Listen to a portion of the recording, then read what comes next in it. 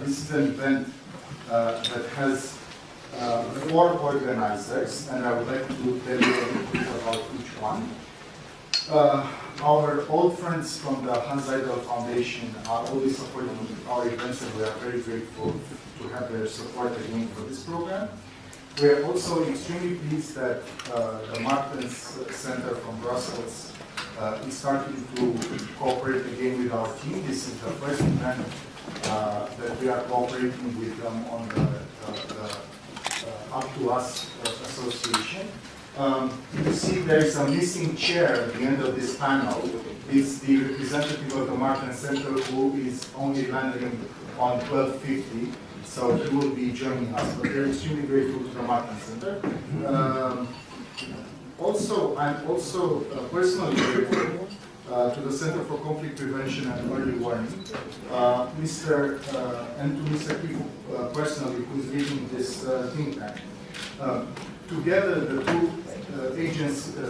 entities, together the two associations have tried to do a number of projects in the past years, and we are very grateful to Mr. Kifu for his input, support, and joint work that we have managed to do over the past 3 years.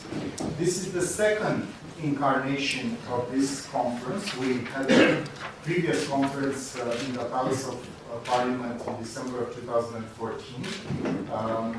And I think the topic is more relevant than ever. I think Romania is at a juncture, and we need to focus more on strengthening transatlantic links.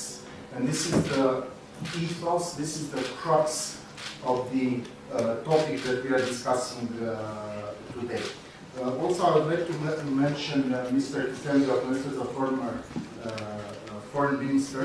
I have also very much appreciated his counsel in preparing for this conference. So I will walk through the list of speakers first and tell you just one short sentence about each and how this conference comes together. Then I will go a little bit more into depth on what we are hoping to accomplish with this conference. So, Mr. Kifu, the president for the Center for the Early Warning, you know him already. I've mentioned the Martens Centre representative, Mr. Nicolas Novaki. He will be joining us a little bit late because his plane is a little bit delayed. We are very grateful to receive the presence of Hanns Seidel, who is for our second conference here in Romania. She's a member for the board of Foreign Policy Council in Ukraine Prison, and I would say a top analyst on Black Sea and defense and security issues. She's coming from Ukraine.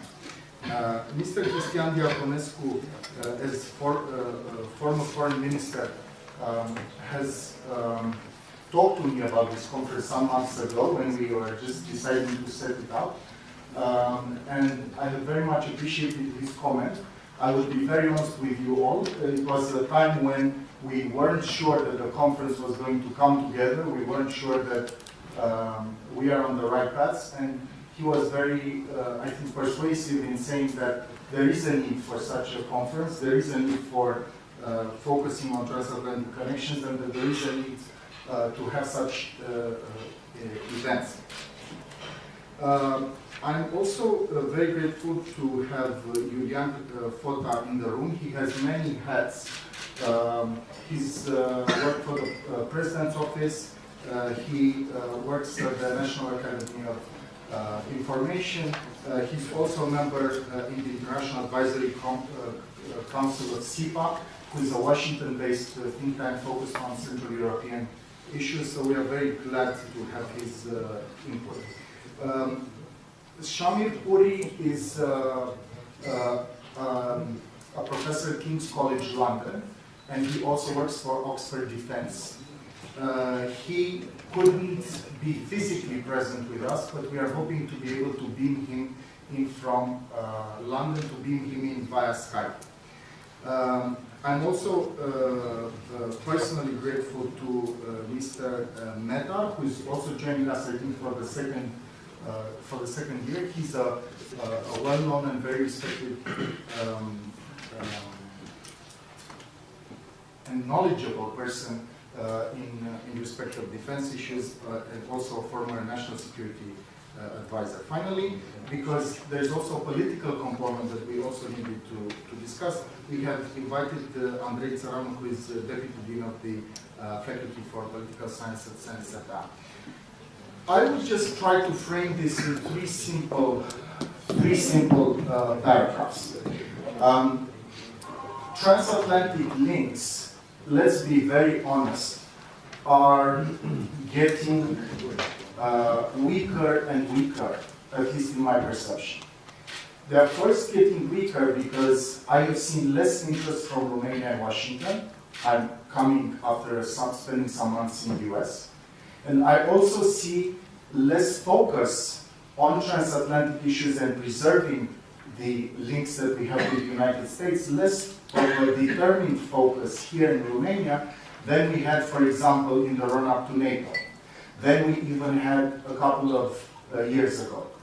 On top of this, we have Eurocentrics. We have voices in our society that are already starting to say, you know, maybe the transatlantic links are worth less. Let us start on focusing on Eurocentric links. Let us start on thinking about European defense policies.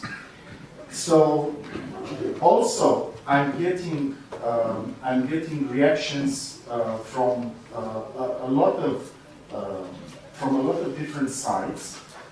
My personal belief and the belief of our associations is that transatlantic links continue to be fundamental for Romania going forward. I think in the absence of very strong transatlantic links, it's almost impossible to think of a path for development and democracy for this country and for the region. And I also think the eastern flank of NATO continues to be of pivotal importance, as continues to be the strengthening of our own state institutions. Because the institutional element, I think, has become crucial. So you will have probably seen the declaration of the American ambassador in the past few days, where he mentioned that the issues that we are all debating in Romania these days related to the justice system are also a component of defense. And he sees them as a component of defense. And he sees strengthening of the state institutions as a significant part of defense matters. That's why I wanted this conference to be something that we are organizing every year to remind ourselves of the importance of these transatlantic links. And I think that there are several issues to discuss. What is the strength of our institutions in respect to supporting these transatlantic engagement and links? That's the issue number one. The issue number two is what is our ongoing interest in developing the military side? The third issue would be to what extent is our diplomacy geared up in a way to support these transatlantic links? And I'm not talking about just the diplomats at the peak of their career today. I'm speaking, is there the next generation of diplomats to carry on this link going forward? And finally, to what extent are we prepared to have an active voice in Europe, but also to remain firmly on the side of transatlantic partners? So to what extent do we fight back against the Eurocentric voices that will be saying, you know, let's Europe deal with just Europe? So these are the issues that I'm tabling for you, and all the speakers will be coming from various angles. But let's not make any mistake about this. I think in the next 3 to 5 years, it's crucial that we are focusing on stronger transatlantic links to underpin our development as a democracy and as a region. I think in the absence of these transatlantic links, and these are links at the level of military, this is people-to-people links, this is cultural links, this is links at the level of civil society, without strengthening all of these different components of a successful transatlantic partnership, I don't think we are going to withstand the pressures that we have. And we should name these pressures as they are. Disinformation campaigns, undermining of our national sovereignty sometimes. We have had strange mixing up of elections sometimes. We have had overt financing of entities inside of our borders that are now openly saying, you know, the transatlantic link is not as important as it once was. Let's weaken it, or let's dilute it, or let's put it onto a different path. So that's the main thing I wanted to begin with. That's the reason why we're here. This is the reason why I think I'm spending so much focus and attention of my entity, because I think we are losing a little bit the focus that we once had. I will just finalize with there was a U.S. military meeting that took place in November here in Bucharest that was very informative. This was an unofficial meeting of an NGO related to the U.S. military, but the president participated there. It was a link in a chain of 3 meetings. One was held in Lithuania, the second was held here in Bucharest last month, and one will be held in 2019 in Spain. But the uniformed officers from the U.S. Army were transmitting several key messages in this meeting, and they had to do with the strength of our special forces and operations as a backbone of our military. It also had to do with the continued engagement that the State Department has in this part of the world. And we know that the State Department is engaged in this part of the world because we have just had a very unusual declaration from the State Department regarding our justice laws in the middle of conflicts regarding North Korea and other world issues where you might have expected them to be less engaged in this part of the world. So I'm very grateful that that's happening. But I would like all speakers to please focus on this issue. How do you see the transatlantic links currently? How do you see them strengthened, be it in a military way, in a diplomatic way, or in all other aspects? So I've already spoken far too long, and I apologize about that. I will now pass the mic to Mr. Kifo. Thank you. Hello. Allow me also to welcome you to our conference. It was indeed prepared to us and presented by Ruslan. I think that there are three main issues that are at stake at this point. First, talking about NATO and transatlanticism, we still the backbone of our national security. The second point is discussing once again or reshaping and re-put on the table the wider Black Sea region and issues of security in that very area. And the third point is once again one of the most important and vivid subject that we are dealing with together with our partners from Republic of Moldova and Ukraine, the trilateral Romania, Republic of Moldova and Ukraine, who, as you know, changed its shape piece by piece.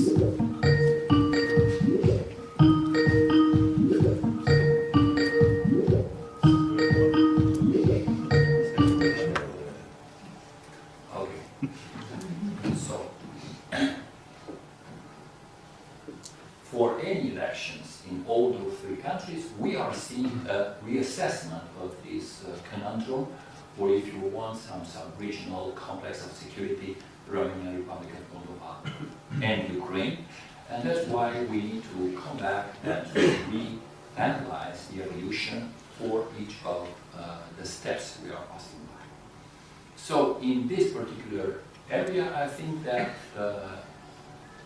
the framework will also touch upon our bilateral relation with the US.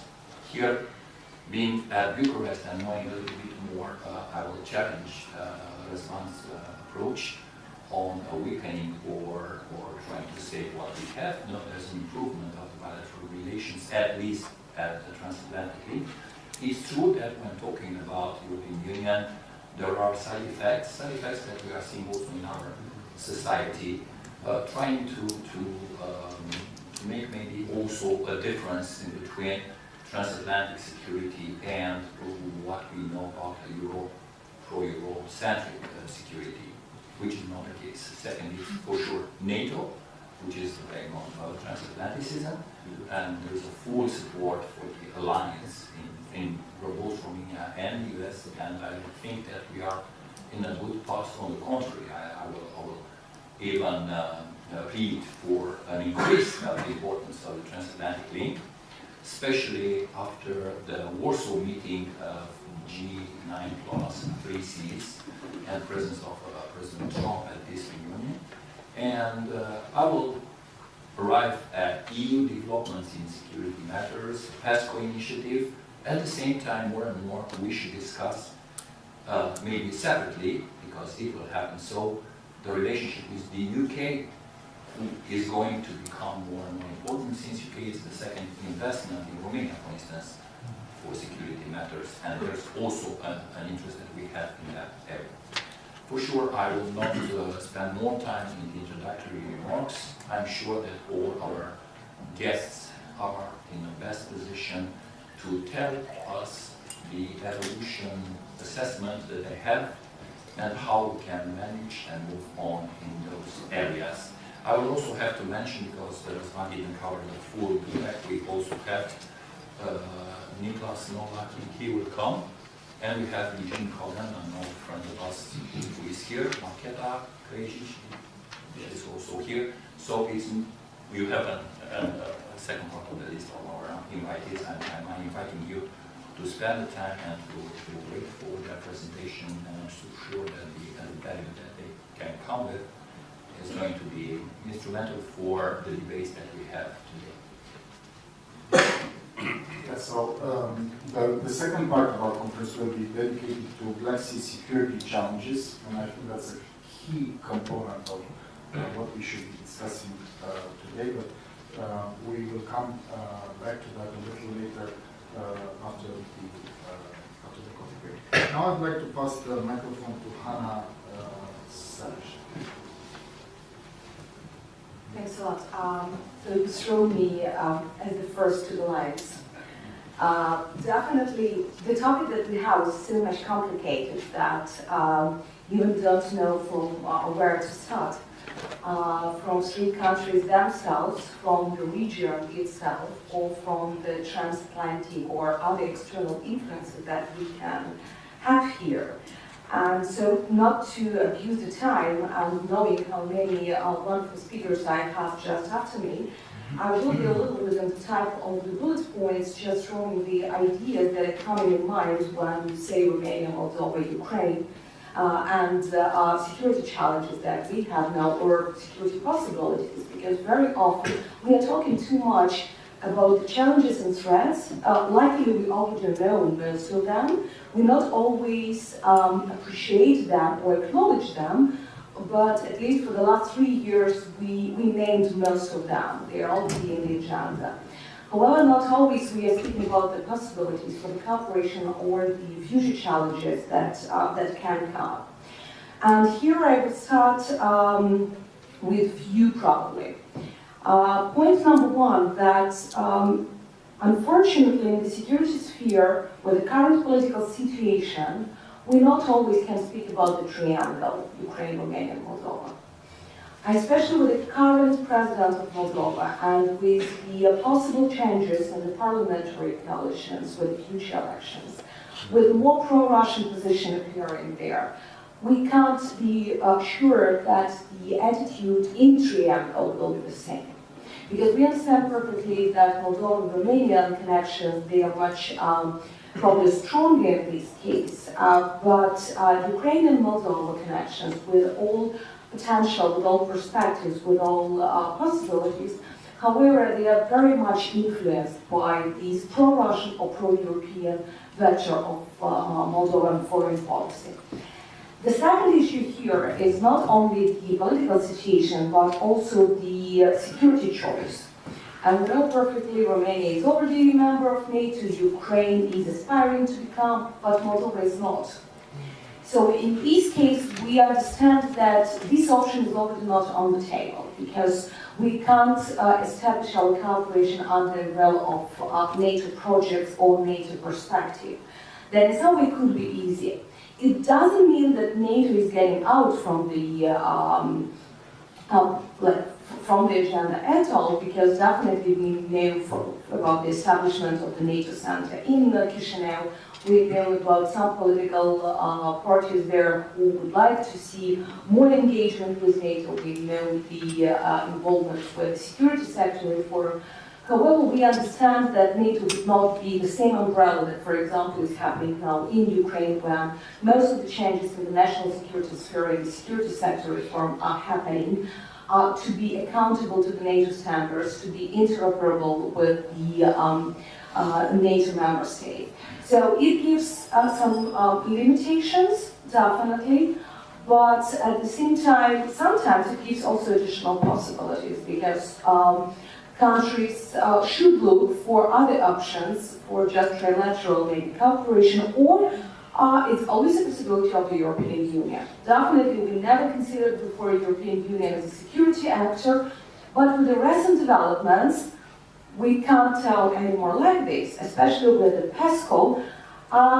It's still, I can say, it's not on the paper only, especially with the budget allocation for this idea, but it's definitely very fresh in implementation stage. And these give some possibilities probably for both Ukraine and Moldova who signed association agreements. So for those countries who are already on the next level of cooperation with the European Union, to jump in this trade, to look for the possible options for the cooperation within the new security formats that are appearing in Europe. And here it can be from participation in the peacekeeping operations, also quite fresh for European Union, but they're developing, so it's something where countries can invest. But also the military fund, I mean the possible developments of the military equipment and new weapons or wherever, or for the research in the military sphere. So these options are on the table. And here Romanian assistance can be very valuable, because definitely we always need somebody as the facilitator or provider of you within the European Union to be your lobbyist, to be included. However, it's fresh and it's new. The second issue is definitely the possibility for the joint battalions. So-called, like for example, with few variants of Visegrad 4 battle group that were established and Ukraine joined it. And definitely it was a question what Ukraine can give, what 4 countries of Visegrad doesn't have. However, after several years of cooperation, of military cooperation of countries, Ukraine joined this format, and it is very promising for the relations between Ukraine and Visegrad 4. The same Ukrainian, Polish, Lithuanian brigade that has been established became fully operational this year, with the aim including peacekeeping operations being part of it. It started from the Ukrainian-Polish battalion that we had in the Balkans for many years. So the question is, can it be Ukrainian, Romanian, Moldovan battalion, for example, for the beginning? Maybe not the battle group yet, but at least the battalion that can be established in a separate agreement. Can it be used in peacekeeping operations under the United Nations flag, for example, or within the European Union? It can be one of the variants for the very narrow, but as the examples of Ukrainian political operation demonstrate, quite an effective first step that allowed to gain the trust to move for the next steps of the cooperation. The next issue what I'm coming to my mind is cybersecurity.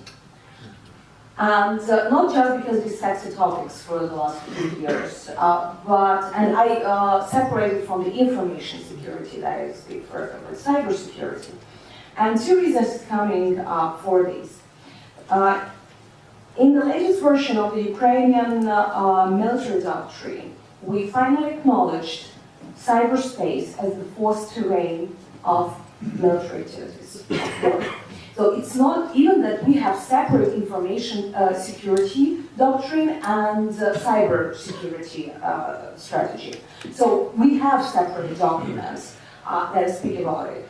However, Ministry of Defense insisted, and in 2015 we added it to the new version of the military doctrine, where the Ministry of Defense and General Staff acknowledged that considering the level of computerization of army forces today, considering the type of attacks to the critical infrastructure happening, you can't say anymore that cyber is only the soft security issue.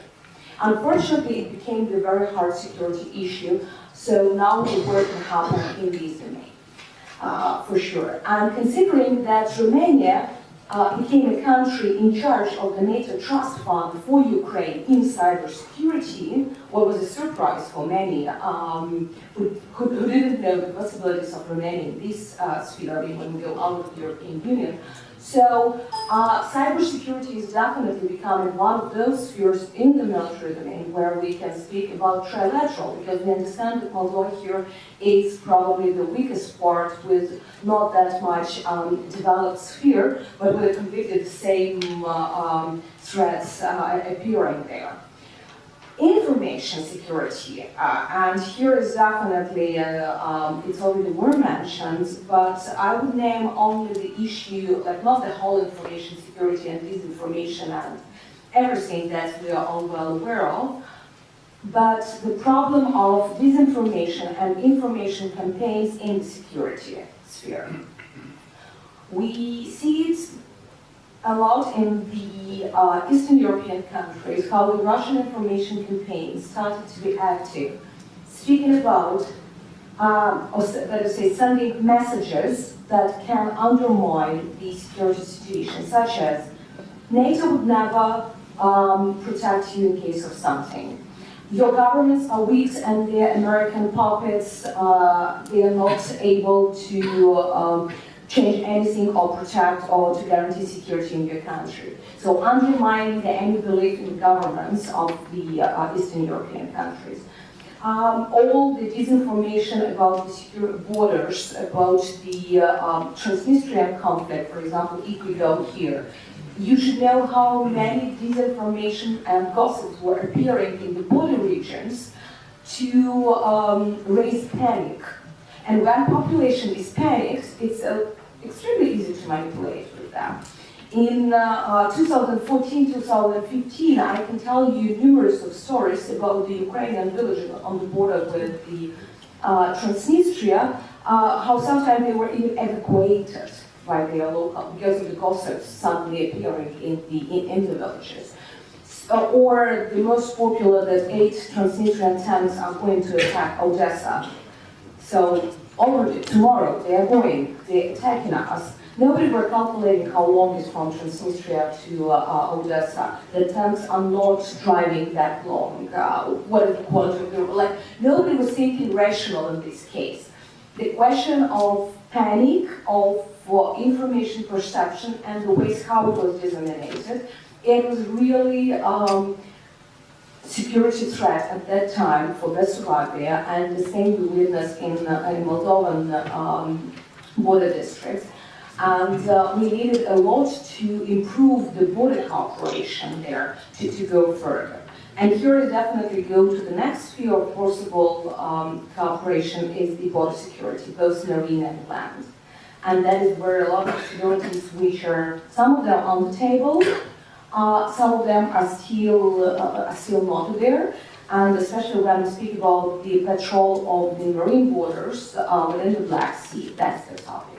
And from here I would come with two questions, but to the conclusions insanity, but I would make them more questions. First, you speak about Ukraine, Moldova, the One Belt, One Road initiative, and with the 16+1 initiative. All these projects would be impossible without considering security, but also about thinking, can China be a contributor or a challenge for the security? And here is definitely, it seems to me that when we go that far as the United States and their influence here, and we know perfectly that they don't have any strategy about this region now, so should we not consider as well a little bit further than Moscow, but to the Beijing, and how they can change maybe the security discourse in this region? Okay, thank you, Hannah. I'll now pass the microphone to Mr. Diaconescu. When we were deciding how to shape this conference, I remember his advice to include as many countries around the Black Sea. But we're also considering the current changing dynamics of the region and the transatlantic link. Well, thank you very much. I extend my gratitude to the organizers of this timely and important seminar. Because by the way, due to the times and what is happening in this region, it is very important to discuss as much as possible different aspects from different perspectives, because there are some issues which are to be rediscussed, maybe reconvened if the politicians will be enough clever to do that, in order to ensure or to strengthen or to protect, why not, the security and stability of the region where all of us will live. Strategic partnership with the United States. Well, it started at least in Romania in summer '97. We just celebrated 20 years since the political inauguration of this strategic partnership. It was very instrumental for Romania. I shall be very brief and clear from this point of view. It was very instrumental for Romania in our road to NATO and to Euro-Atlantic structures, but also, and we didn't expect at that moment in '97, when it was happening, but it was happening in Kosovo War in 1999, an NATO intervention in former Yugoslavia. So from this point of view, I can tell you that as of from the very beginning, this strategic partnership with the United States was a practical instrument for cooperation and bilateral support, mutual support between our two countries. In 2011, under the auspices of the two presidents, Hanns Seidel and Barack Obama, it was signed a roadmap of this partnership in order to implement some provisions and some of the areas of cooperation which was maybe not sufficiently developed, because this strategic partnership is covering a wide range of issues and problems which are not only directed in within the framework of our bilateral relations, but also with regard the United States and Romania participation in what is happening in this region, but also in Europe as a whole. We succeeded in political military affairs and the cooperation in the intelligence services. Maybe we are looking for a success in some other areas, like let's say foreign investment, American investment in Romania, visa waiver for the Romanians, some other areas which are to be discussed and expanded, hopefully, in the near future. Well, about the region.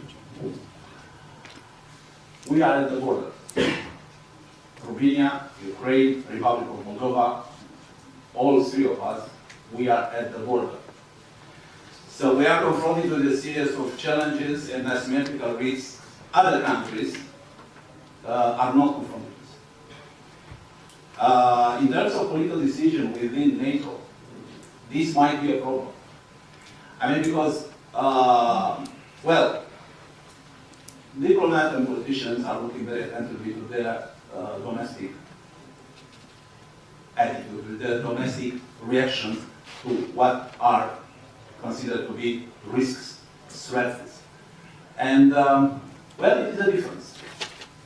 Even inside NATO or European Union, the difference is coming from the fact that maybe for citizens in Czech Republic, Ebola is much more important than the military threat coming from the East.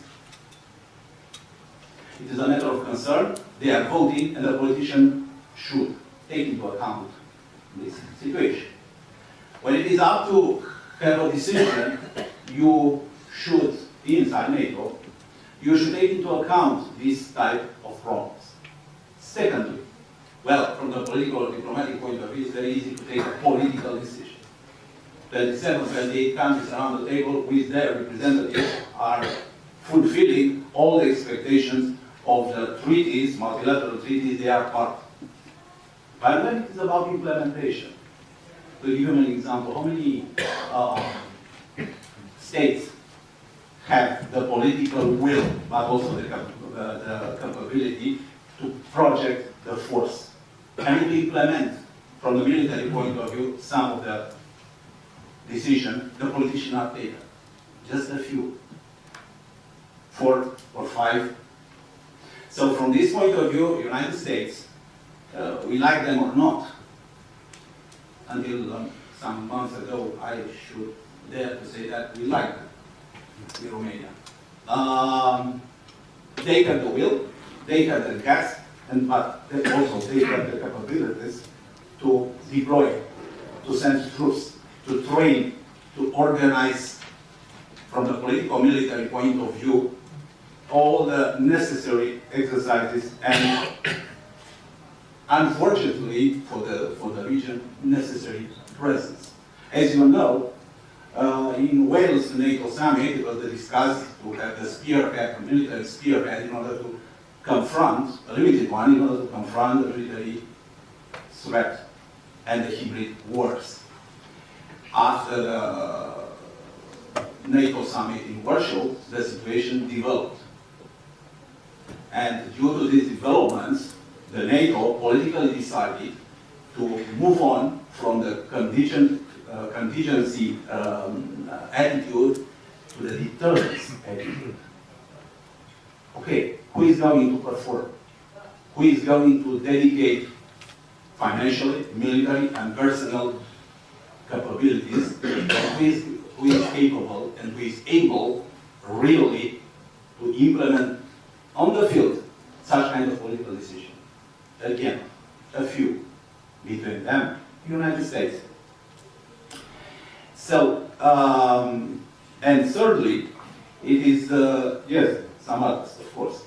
And thirdly, you know, when a threat is appearing in a certain region, countries in the region are going either to Brussels or to Washington asking for help, political help, military help, saying, okay, we are in a situation, in a very complicated situation, we want to cope with this situation, but we are not able to do it at a certain minimum level.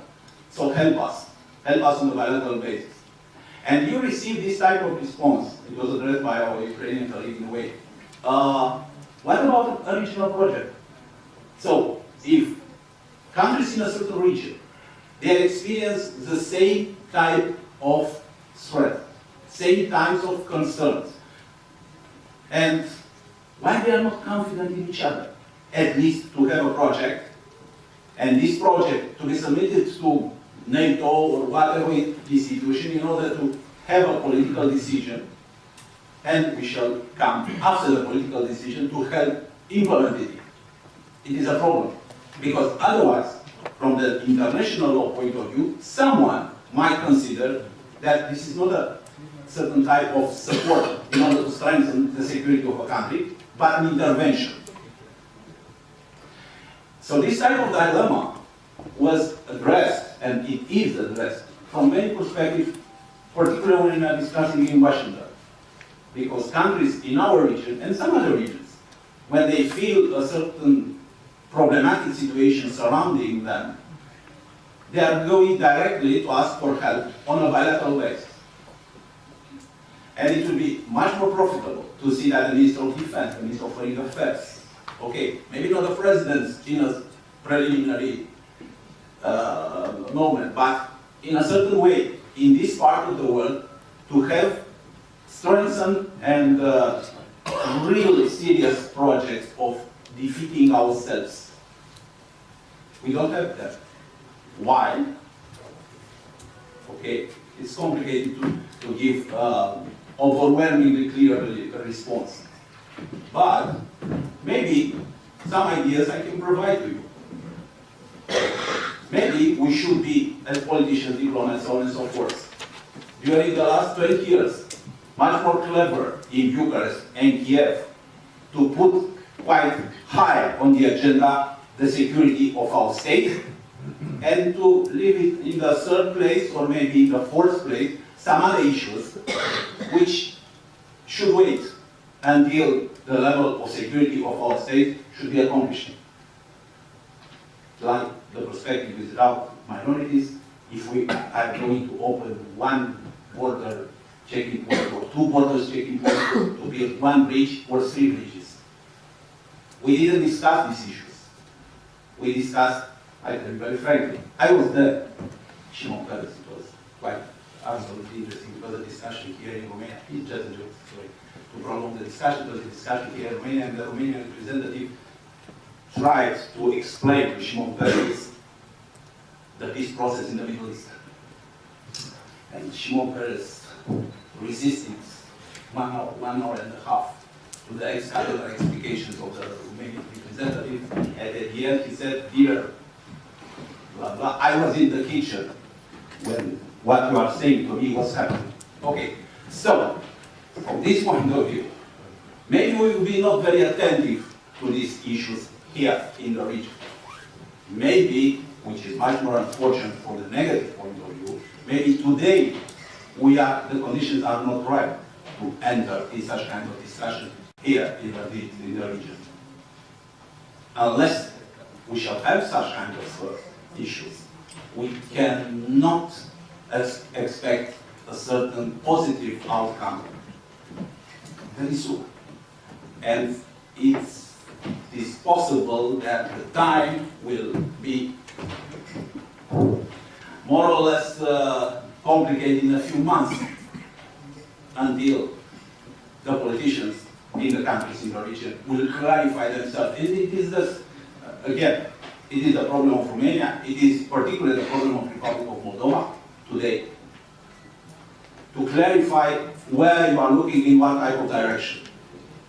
Here in Romania, public opinion, the nation, is very Euro-Atlantic and extremely dedicated to the idea to stay in the Western world.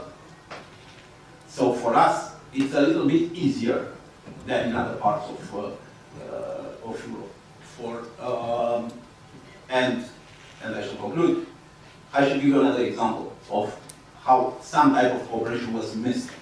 Of course, when it's about European Union, it is a certain degree of exhaustion when we're speaking about extension to the East, extension to the Western Balkans, so on and so forth. So it is a problem of digesting, as they are saying, the process of enlargement as it was happening since now.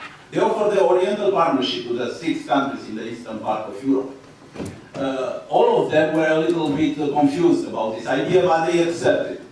All between them, 3 countries qualified themselves. They signed the association agreement, meaning Ukraine, Moldova, and Georgia.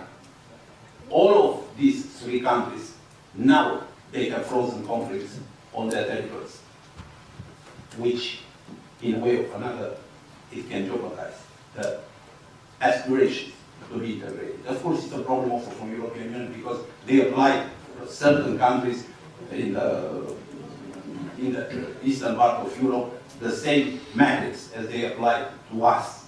And it's a difference of perception in the public opinion. But this is another matter I don't want to prolong the discussion. So, until, and this is my conclusion, until we shall not have regionally our willingness to cooperate, to have our capability put together in order to confront the same categories of risks, I don't see that someone will be able, irrespective from what part of the world, will be able to provide the necessary support we are looking for.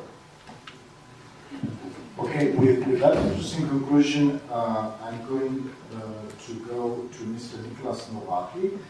We are very grateful that he has joined our discussion, even though I understand he's slightly been delayed with his flight.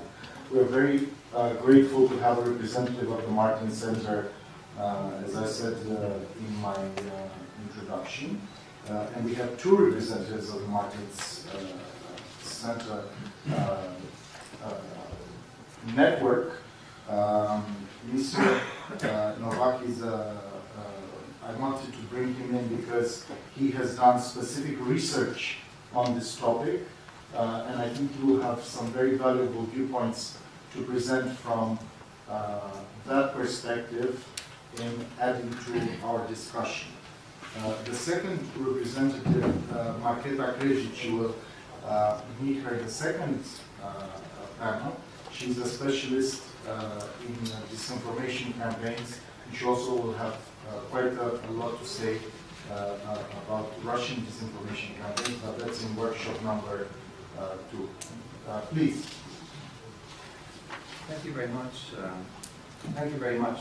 And it's a pleasure for me to be here today with you. And I apologize for my flight was a bit delayed, but all things okay, and I made it. So I thought I'd give you a bit of a small overview of what's been happening in Brussels over the past couple of months in the area of security and defense cooperation, and specifically this idea which was established on Monday called a permanent structured cooperation, about what it means and what we can expect and what needs to be done for it to be successful.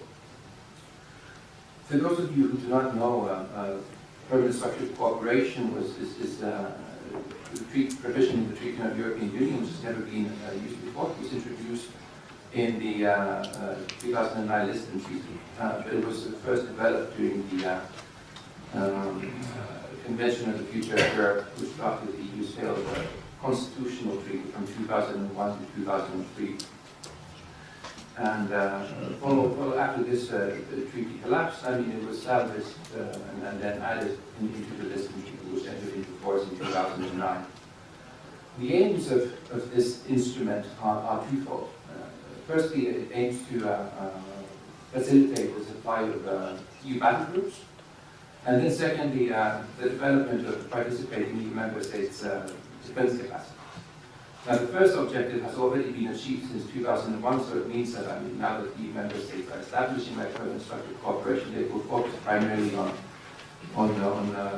defense capability development. But why are we seeing the activation of this instrument now, after 10 years since the Lisbon Treaty was signed? Well, there's a couple of different reasons. Firstly, is that the United Kingdom, which has been the main obstacle for deeper EU defense cooperation since its very beginning, has decided to vote to leave the European Union. So this has given additional momentum for many in Brussels to pursue deeper cooperation. Secondly, the election of Donald Trump as US President in 2016, and there's concern in Brussels and other capitals in Europe that we cannot quite trust the commitments of the United States to the same extent as we have been before. So this has been an additional push. And then thirdly, the European Union itself has failed to respond to some crises in its own neighborhood. Most notably, Libya in 2011 and then Ukraine in 2014. There's been, during the run-up to Monday's decision to establish this instrument, there were over 50 different types of projects that different member states proposed in having in permanent structured cooperation. And in the end, this list was narrowed down to 17 by the member states and the European Defence Agency. The reason for this was that, like, I mean, obviously 50 is a big number, and there was a need for compromise and then narrowing the focus of this initiative downwards.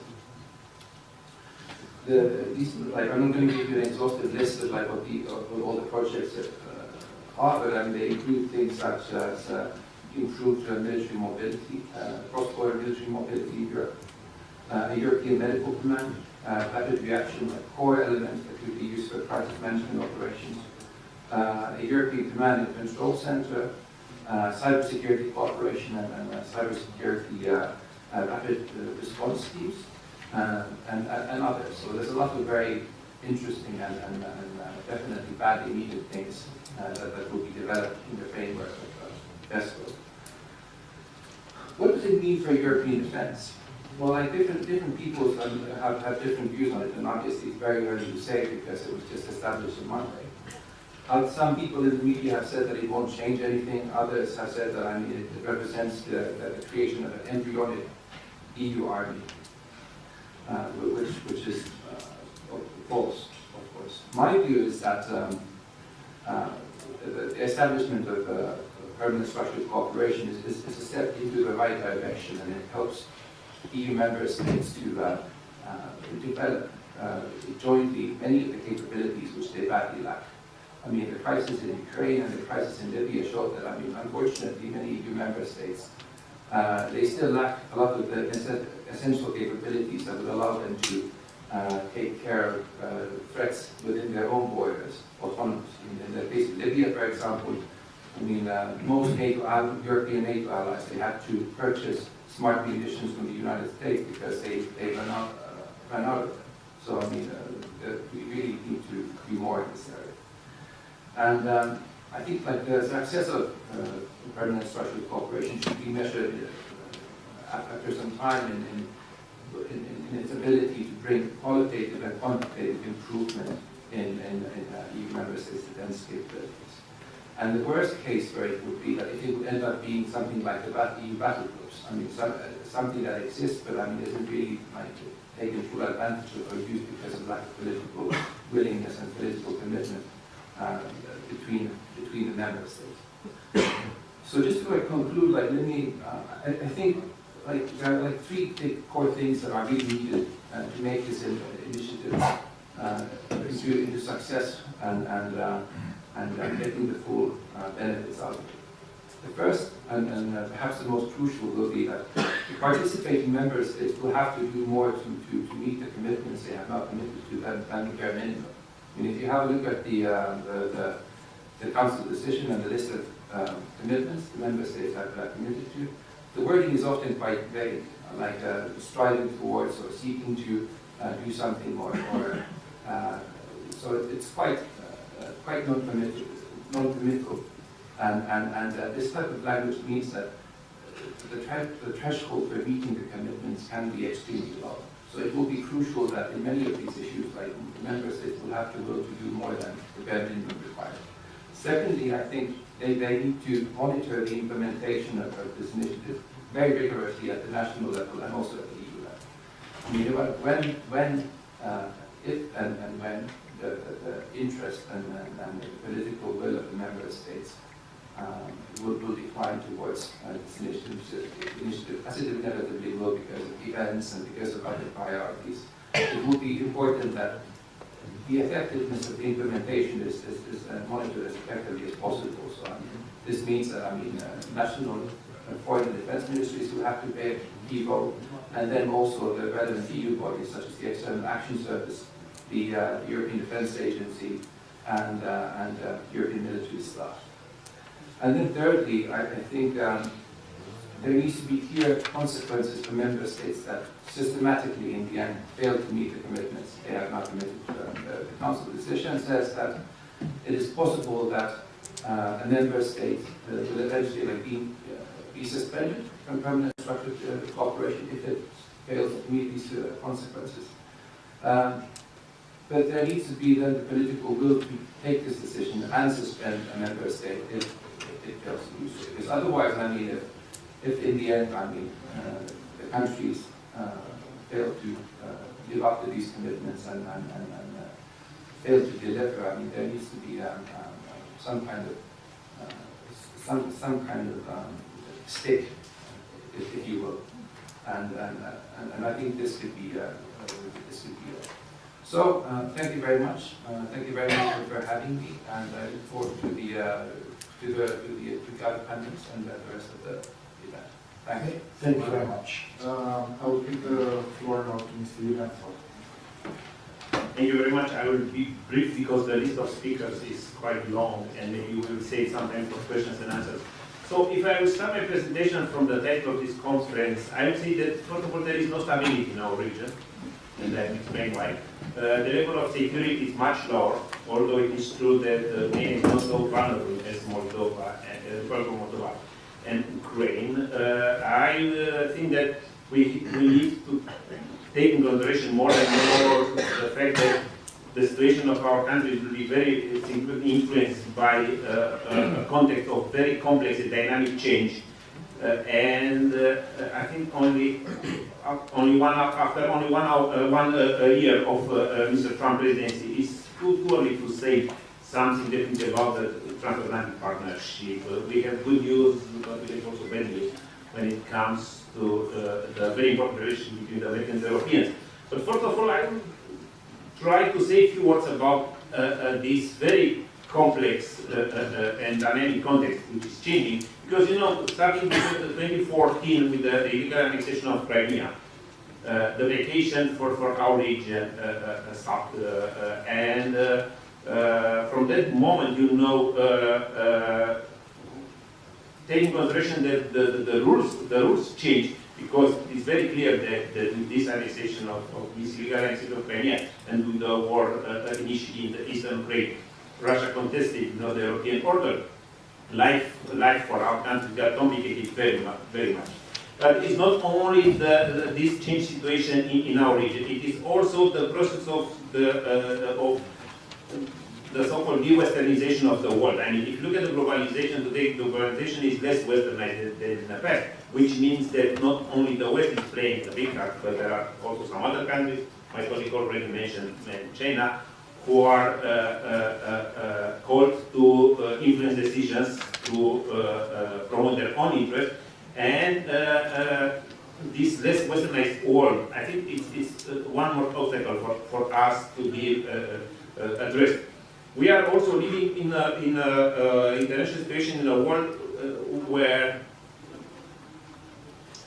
we see a marginalization of the multilateral politics, and we see the power politics, you know, playing the most important role. In fact, you know, we know from international relations theory that when the international order it is under stress, the ones called to rebuild the order are the great powers.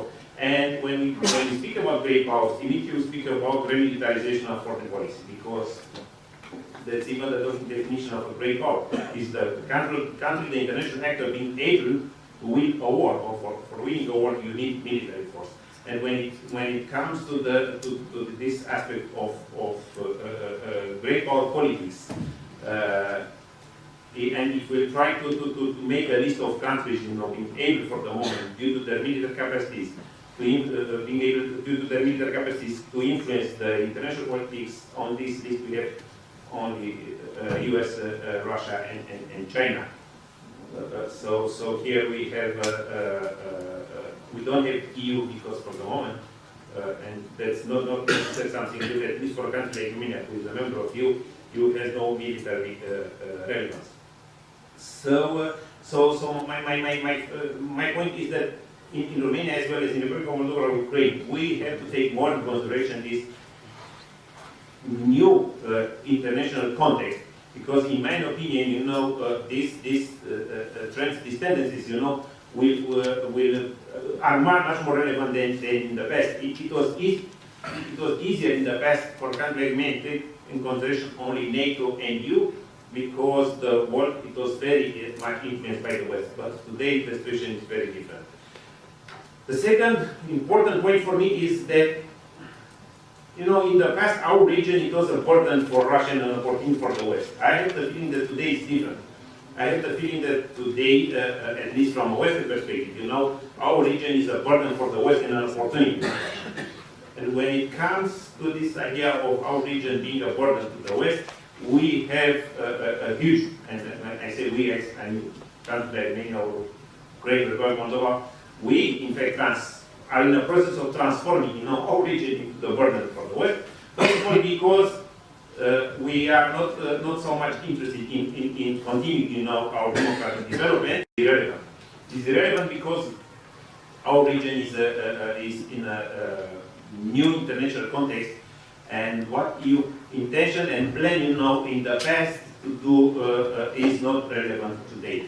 It's very clear that EU is not in a position to discuss about any further enlargement, you know, towards the countries that are not toward Ukraine. Although it's very interesting, recently I heard a lot of rumors about EU being closer to set a date, you know, for Western Balkans, you know, for countries like Serbia, you know, I've seen, I think 2025, it is already mentioned as the possible date for Serbia becoming a member of EU. So that I think that that's very good if EU has a strategy for the Western Balkans, but I don't see EU coming with nothing significant, you know, when it comes to Eastern Europe, because in fact Eastern Europe means not only Ukraine or Moldova, means also Russia, and when it comes to relations with Russia, EU is far from having a very clear attitude.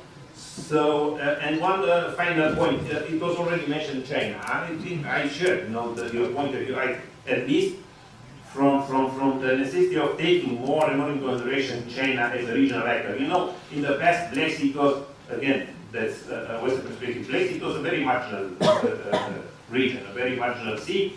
But now with this very changed globalization, now with one Belt, one road, and this capacity of China to transform geography, I think that Black Sea is much more central, you know, in the new global politics.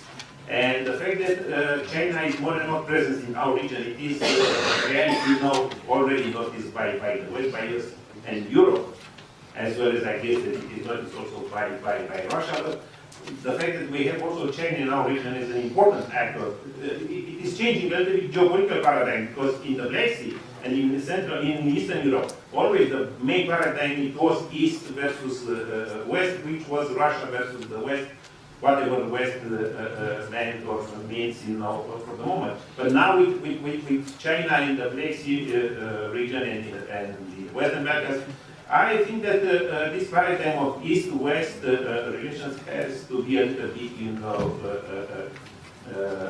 reconsidered, because East is not Russia anymore. East is also China. And you know, in the West, and that's important in my opinion, you know, we are not used in the West with discussing geopolitics, you know, based on the concept of Eurasia.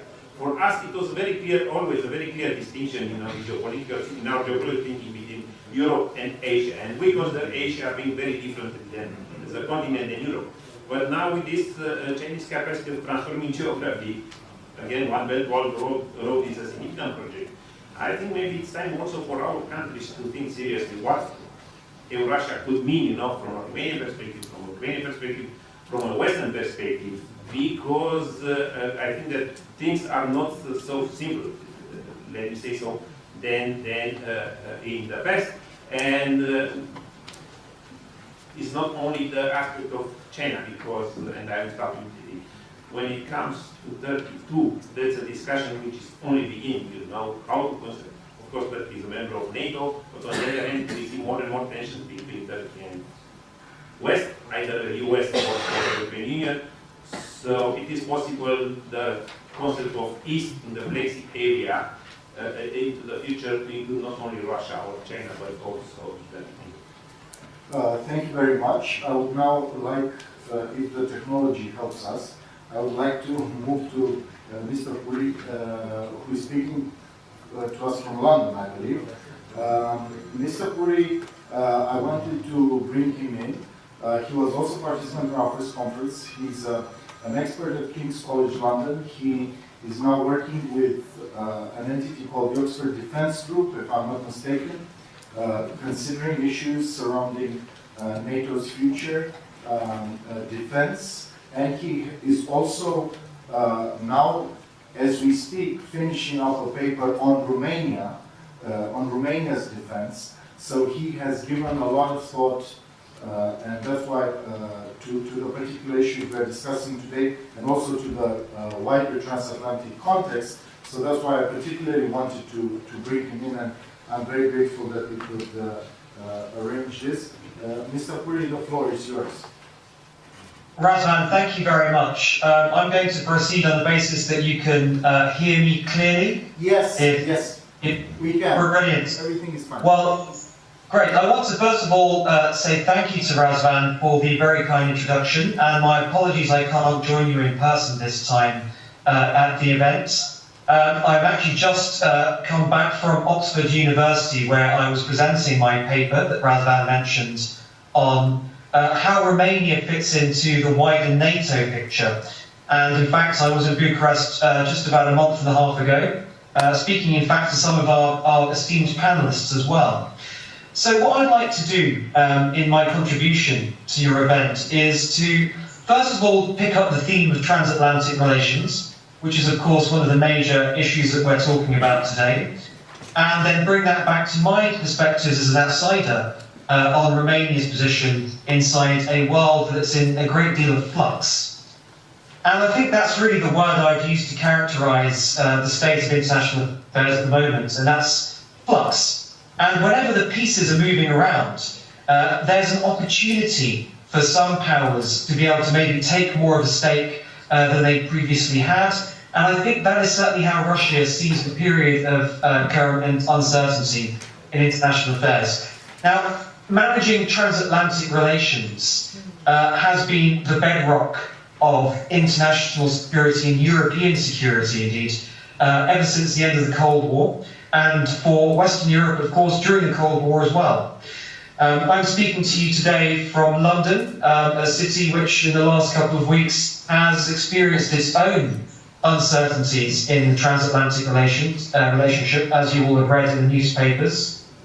Trump and Prime Minister Theresa May, of course, had a very public disagreement on Twitter, which is, of course, it's very much the state of the world as it is that diplomacy at that extreme high level is being conducted on Twitter.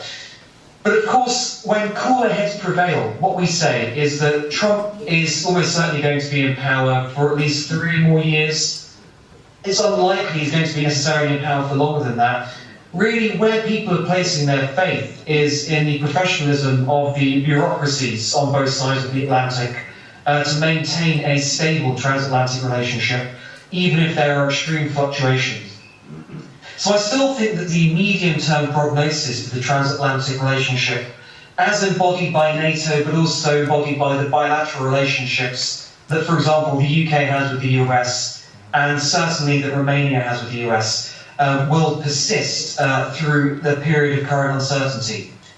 I think the real question, though, is as things are uncertain, is the extent to which, of course, Russia is able to push its own agenda and take advantage of the fact that things are so unbalanced and so uncertain.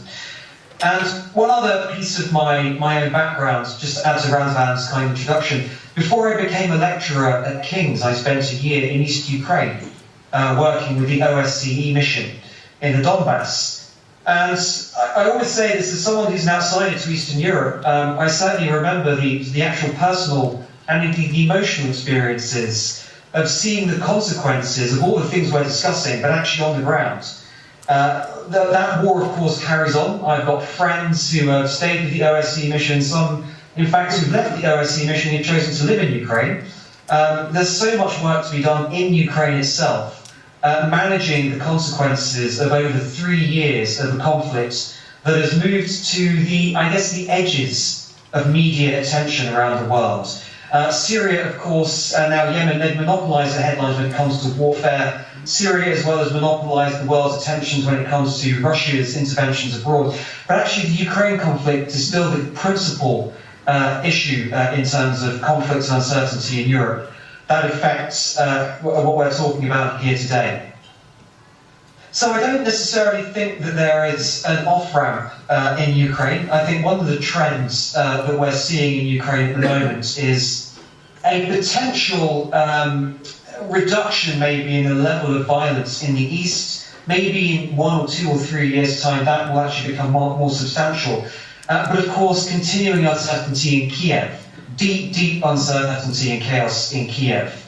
And really what I look at as an academic now, having left Ukraine a few years ago, is really what is it that Russia can do from its perspective, given this is the state of affairs. I formulated as follows. I mean, Russia is looking to operate at a threshold below which no one can really do anything meaningfully against them. Sanctions are, of course, in place. NATO, with the enhanced forward presence and the tailored forward presence, has restated its commitment to Eastern Europe. But in some respects, all of this actually serves Russian interests because it serves to entrench a degree of confrontation across Eastern Europe, which, of course, is then interpreted in Moscow as being beneficial for regime stability. In relation to Putin's likely imminent re-election. Taking a step away from these bigger issues and perhaps looking at the perspective of Romania, as Razvan mentioned, I was asked to contribute a paper on Romania's approach to the Warsaw Summit 2016. To give you a little bit of background, this has been carried out by the Oxford Changing Character of War programme. And 5 researchers were looking at 5 different NATO countries, the US, UK, Germany, France, Romania and Poland. And the conference we've just finished, which I've just got back from, basically had each one of those 5 authors presenting their view. And of course it's quite instructive, because you then see the different perspectives inside of NATO. All those 5 countries are of course looking to the US to set the pace and the tone. Mr. Boter's point just before me about the East and the West being very, very different, I think is something that certainly came out of our conference. And one thing that I think is going to be an issue in months and years to come is how the northeastern flank is looked at in relation to the southeastern flank from a NATO perspective. My personal judgment, having been at this conference, having done some work, of course, in different parts of Eastern Europe, is that the northeastern flank is probably the area where NATO can demonstrate the clearest statement of its intent. And its fear of provoking an escalatory response to the Russians is, I think, there's a little bit more room for manoeuvre. I think there is such little room for manoeuvre around the Black Sea that it complicates the clarity with which NATO can sometimes re-establish its deterrent stance in relation to issues, of course, such as the Black Sea, which I know you'll talk about a bit later on. But I think taking all these things together, it's not clear to me that the NATO deterrent stance is necessarily adequate for actually deterring Russian behaviour in the future. I don't think it's necessarily, all told, a disastrous situation. The situation is much better in 2017 compared to 2014, when at the Wales summit it was simply a statement of intent. Where I think a couple of the issues might arise in terms of transatlantic relations is if Russia, of course, sees inconsistencies within NATO, inconsistencies between different member states, certainly in relation to France and Germany's different stances to Russia, which are not quite as straightforward as the British stance, for example, in seeing there to be a big threat. Just today in the headlines in the BBC, by the way, a senior British military officer has restated the fact that Russia may pose a threat to undersea optic cables. So this is more a naval domain. This is actually front page news in the BBC. And it's more about raising awareness as to the different areas in which Russia is able to project influence and possibly, in military terms, maybe seek leverage or weaknesses. Now, that's not to be paranoid, but I think, and I'll just round off my comments in the next few minutes to let the next speaker take the podium. What I think really from Romania's perspective is the following. My paper, I think, makes the point that Romania is in a very, very good position because it is a very strong bilateral defence relationship with the Americans, which is something that is part of and separate to its membership of NATO. In my presentation at Oxford this week, what I described was Romania seeking synergies from its bilateral defence relationship with America and its membership of NATO.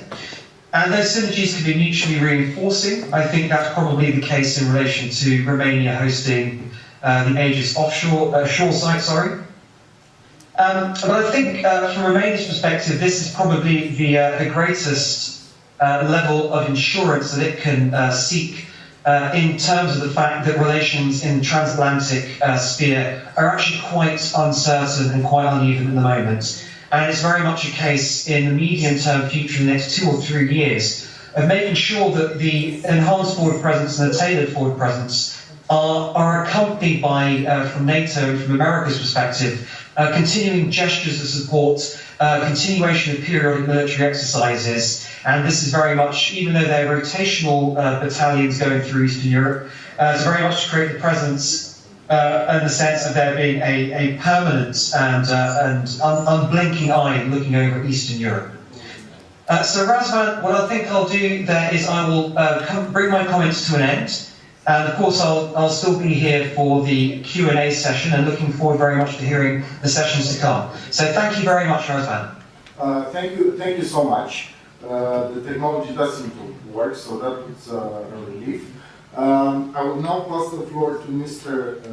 Iulian Chifu, also thanking him again for his contribution to the conference today and to I think this is the third event that we are doing in conjunction with the Center for the Conflict Prevention.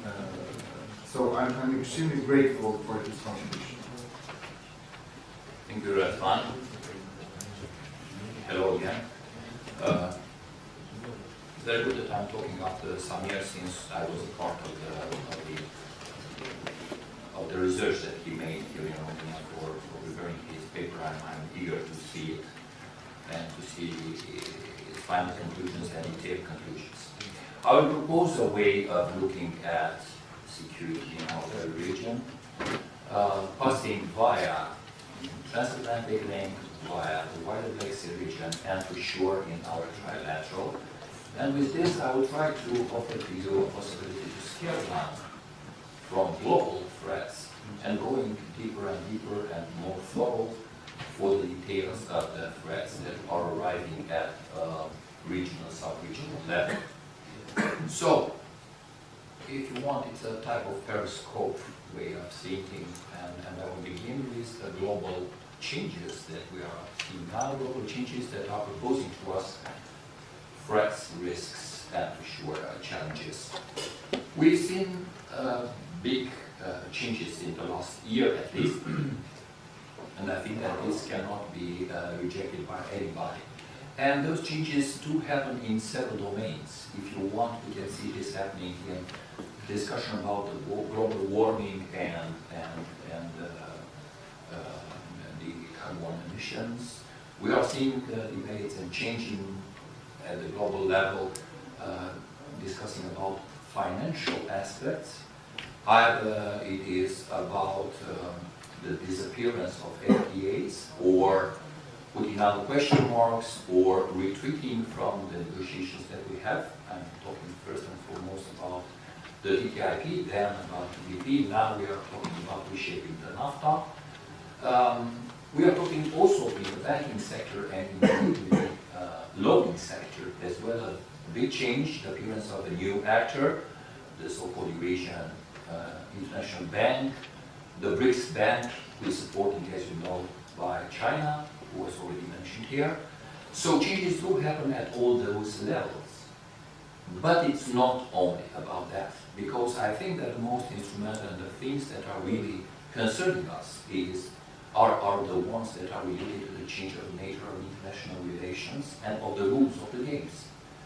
We have revisionism coming over in 2014. We've already discussed this on our previous meeting, but it accentuated. It's not only about revisionism in the things related, for instance, to so-called principle of self-determination, who, by the way, does not exist in itself. It exists in terms of the post-World War principles, principles of nationalities, and it's about self-determination of nations inside the empires.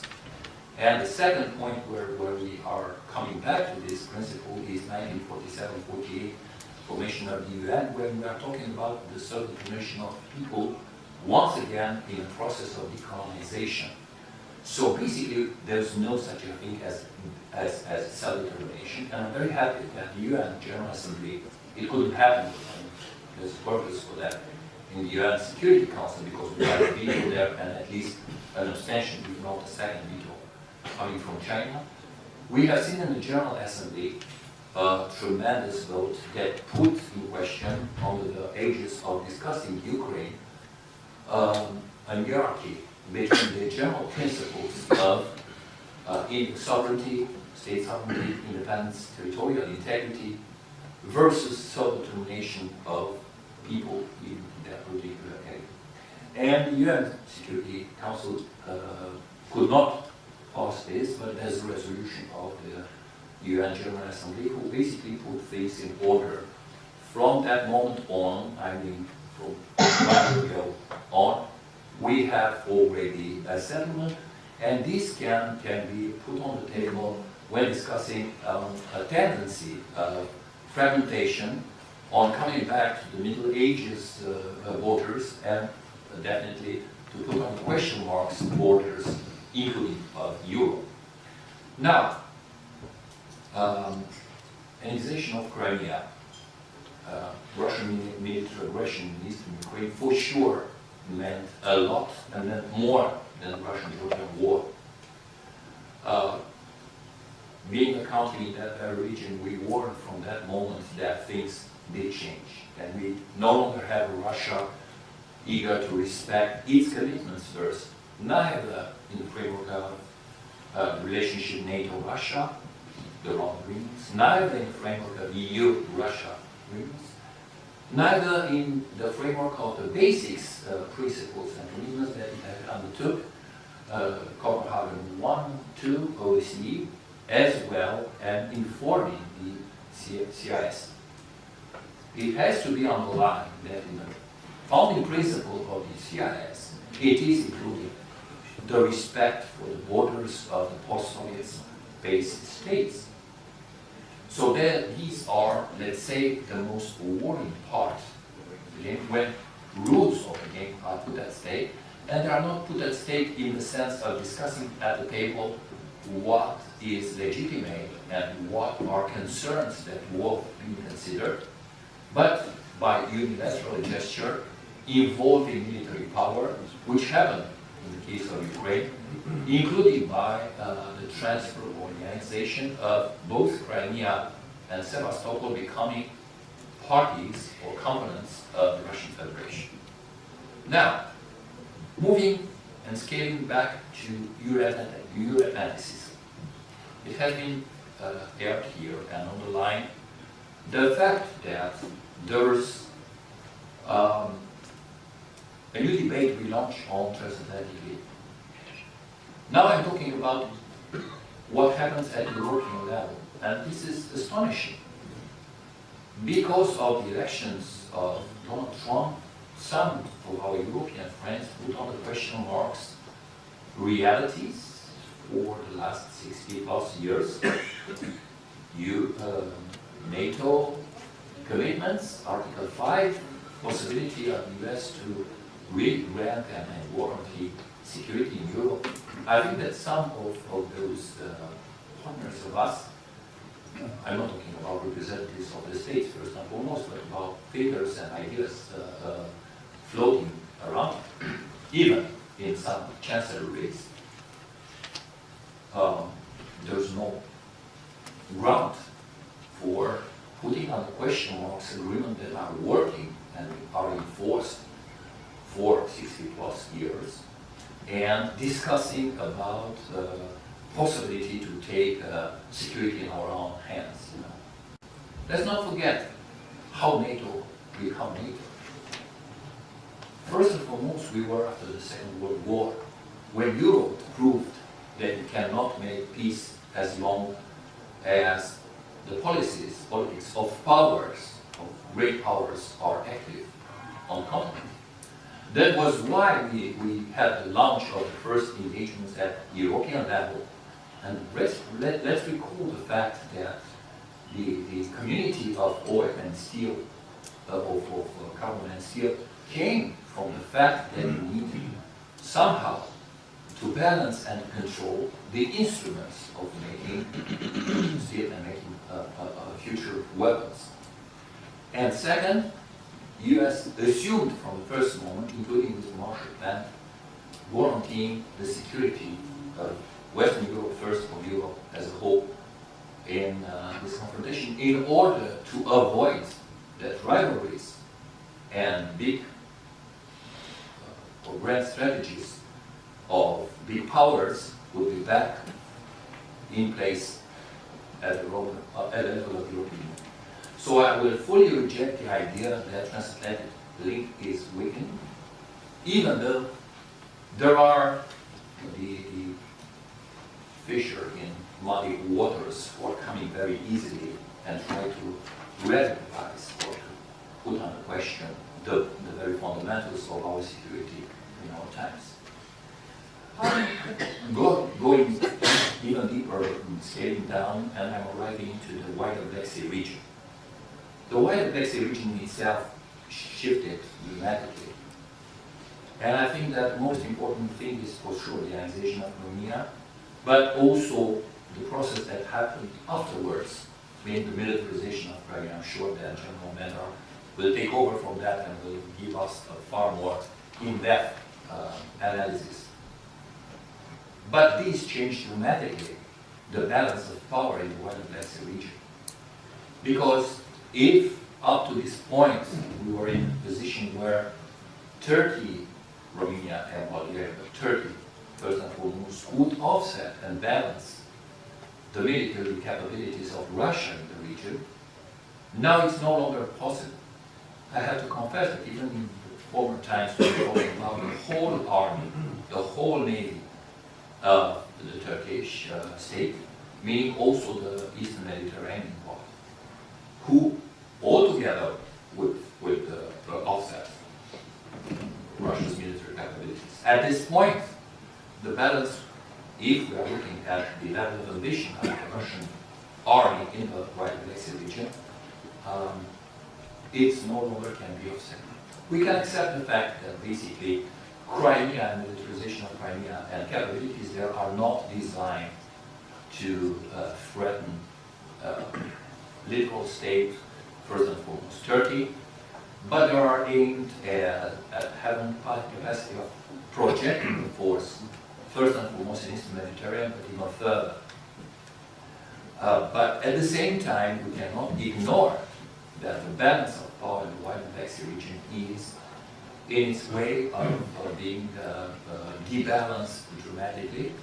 That was why the contingency plan related to this part of the eastern flank, the southern part of the eastern flank, should be revised and updated, if you want, constantly, in order to be sure that there is still at least a balance, if not a preeminence, of the West towards Russia in the wider Black Sea area.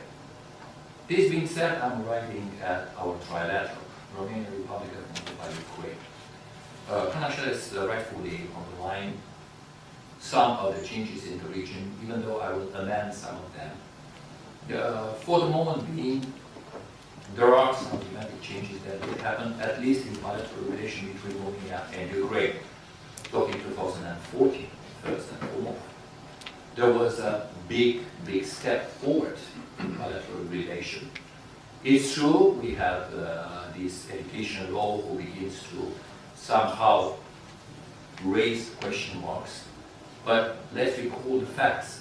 The Romanian minority was in the forefront, defending their host country, their native country, now Ukraine, dying all together, fighting with Ukrainian nationals, defending Europe from the wave of Russian aggression.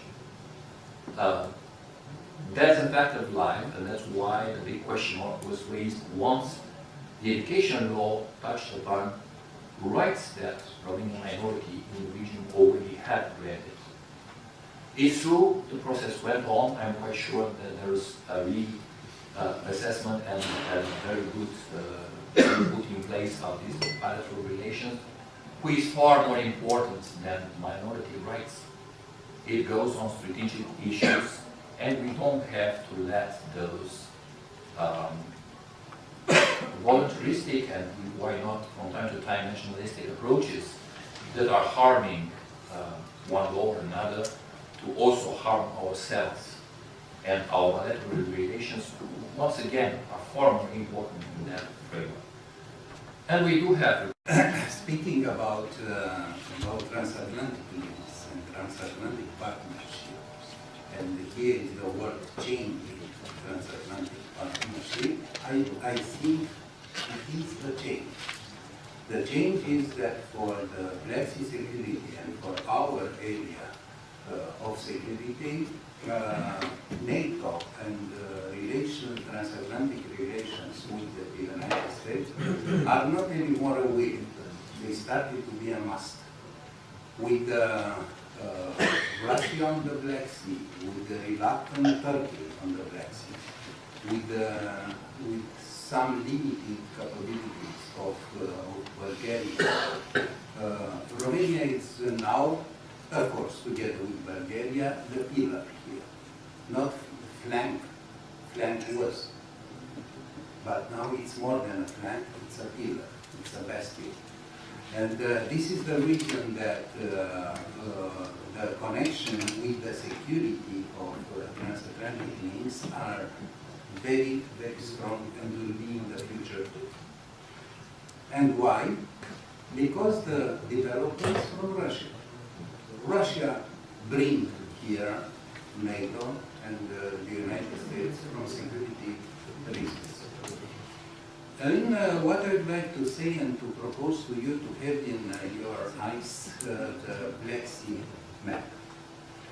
If we choose an area on the eastern Black Sea up to the Romanian territory of the Carpathian Mountains and consider this area like a point, if we make a cross in this point, we'll see something that in the United States is called Four Corners Point, when there is somewhere in Arizona a place where New Mexico, Arizona, Utah, and Colorado meet in the same point.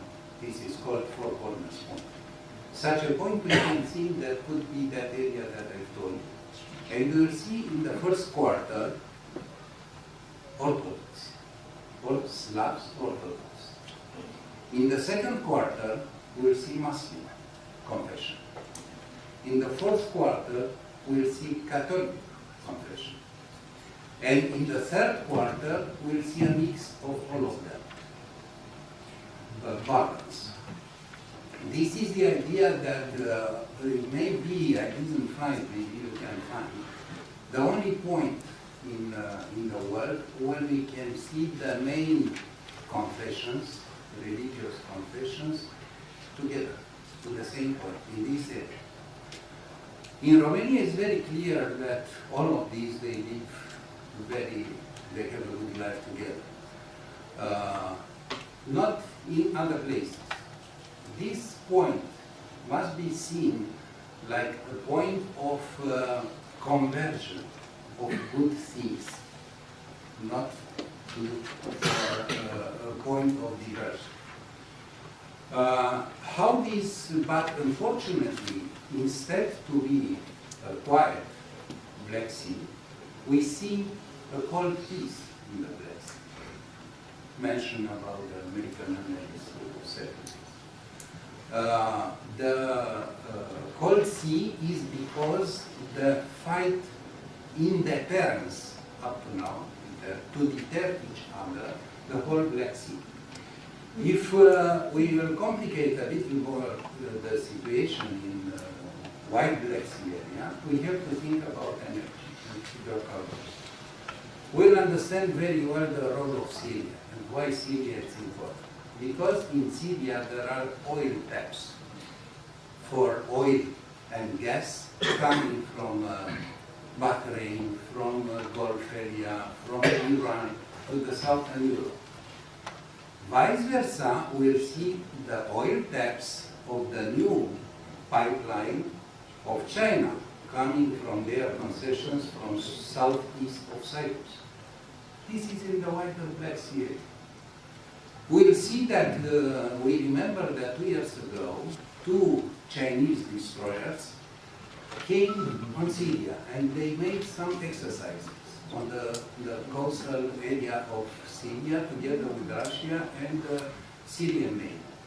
This was like a small dog trying to mark from place to place, this is my territory. And this was happened with China, saying, I have an interest here. They came, they left, but they didn't left. This we can see how important is Black Sea for the global interest, not only European interest, not only Eurasian interest or Middle East interest, from the whole area. In this case, what is important to see, it's not only to look at the quantity of the military and naval capabilities here, but it's important to see the pace of improving this quantity. Not only how many there are, but the pace of bringing here more capabilities, human capabilities, equipment, and so on.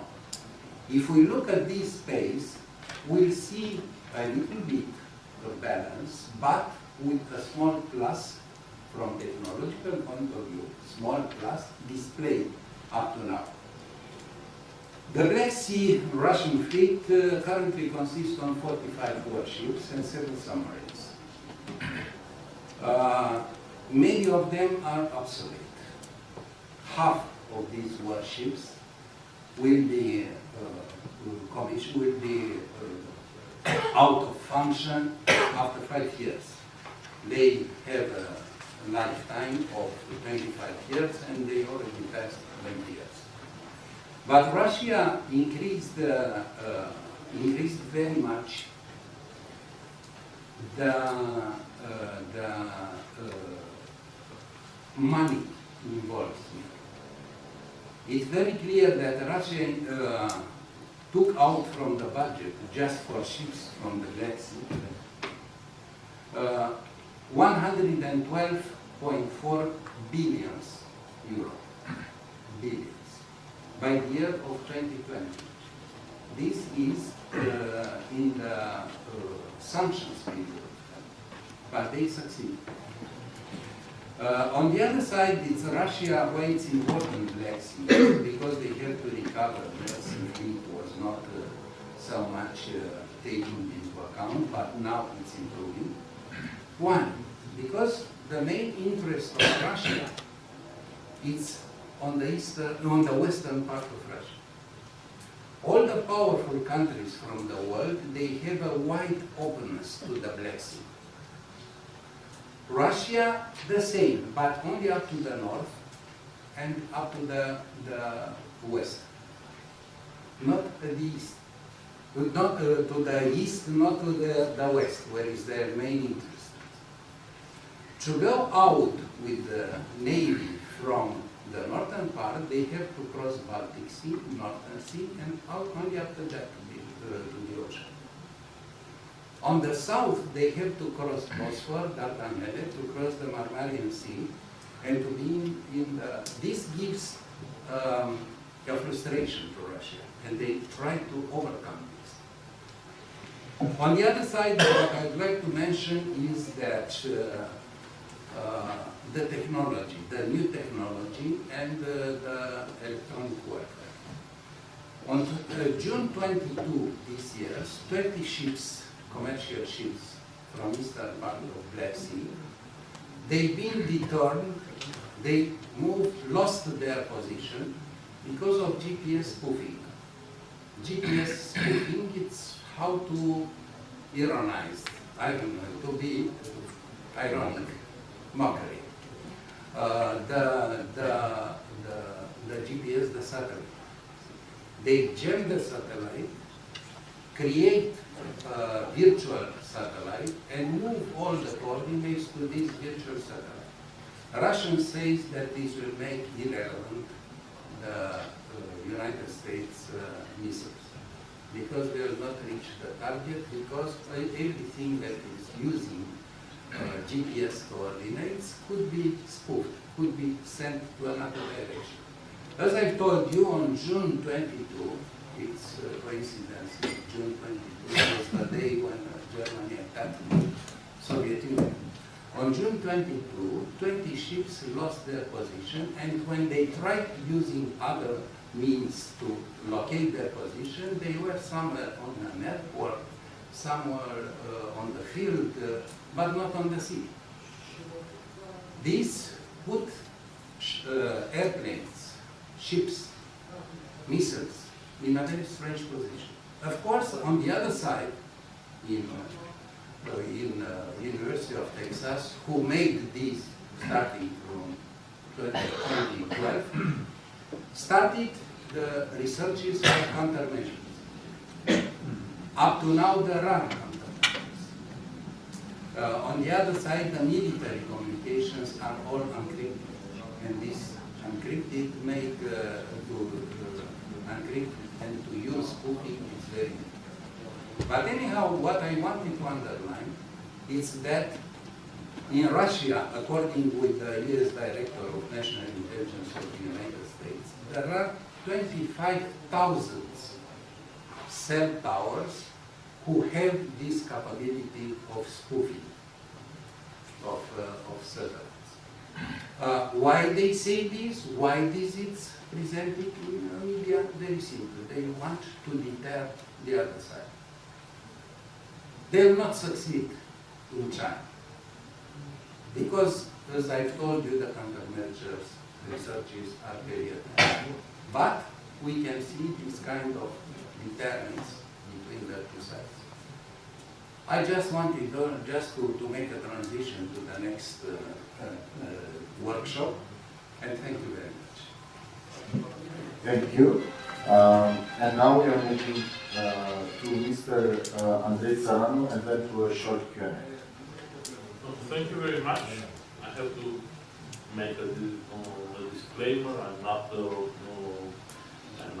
security strategist or foreign affairs specialist, but I'm a political scientist. So when we are talking about the main issues about regarding the situation of Ukraine and the country of Moldova, we are looking, I mean the political scientists, more about the different types of regional security or the transatlantic relation with other countries. But the main important situation concerning the nationhood mainly, and after that the statehood, because the nationhood, the definition of a relevant political community, is a big problem mainly in Ukraine, because we have there living between what they call nationalists, the people who declare themselves Ukrainian, and the people who are from other communities, the ethnic or linguistic communities, or also who are declared themselves pro-Russia, which are in the eastern part of Ukraine, which is in a sort of strange war. On the same time, in the Republic of Moldova, we have three types of nation problems. So people who are for the stability and independence of the Republic of Moldova, the people who want the unification with Romania, and Ukraine. So that problems make very difficult to strengthen the relation between Romania, who had some interest on those countries, but at the same time, they have to deal with totally different issues, mainly in problem, mainly in reason of security, and also because Romania is part of the European Union and NATO. So they have not only to deal with those countries, but at the same time to deal with other partners in security and economic level to talk with that country, which became a very, very hard job for the Romanian officials. On the other side, for both countries, that means Ukraine and the Republic of Moldova, mainly for the people who are declared themselves as pro-Westerners, it's a big problem because if they want to join European Union, they have to talk about which European Union, because now we see to a divided European Union. An illiberal European Union states as Poland, Hungary, possibly I hope not Romania, and other democratic countries, but who are also on the brink of differences and the destruction of the former political status as Poland and Austria.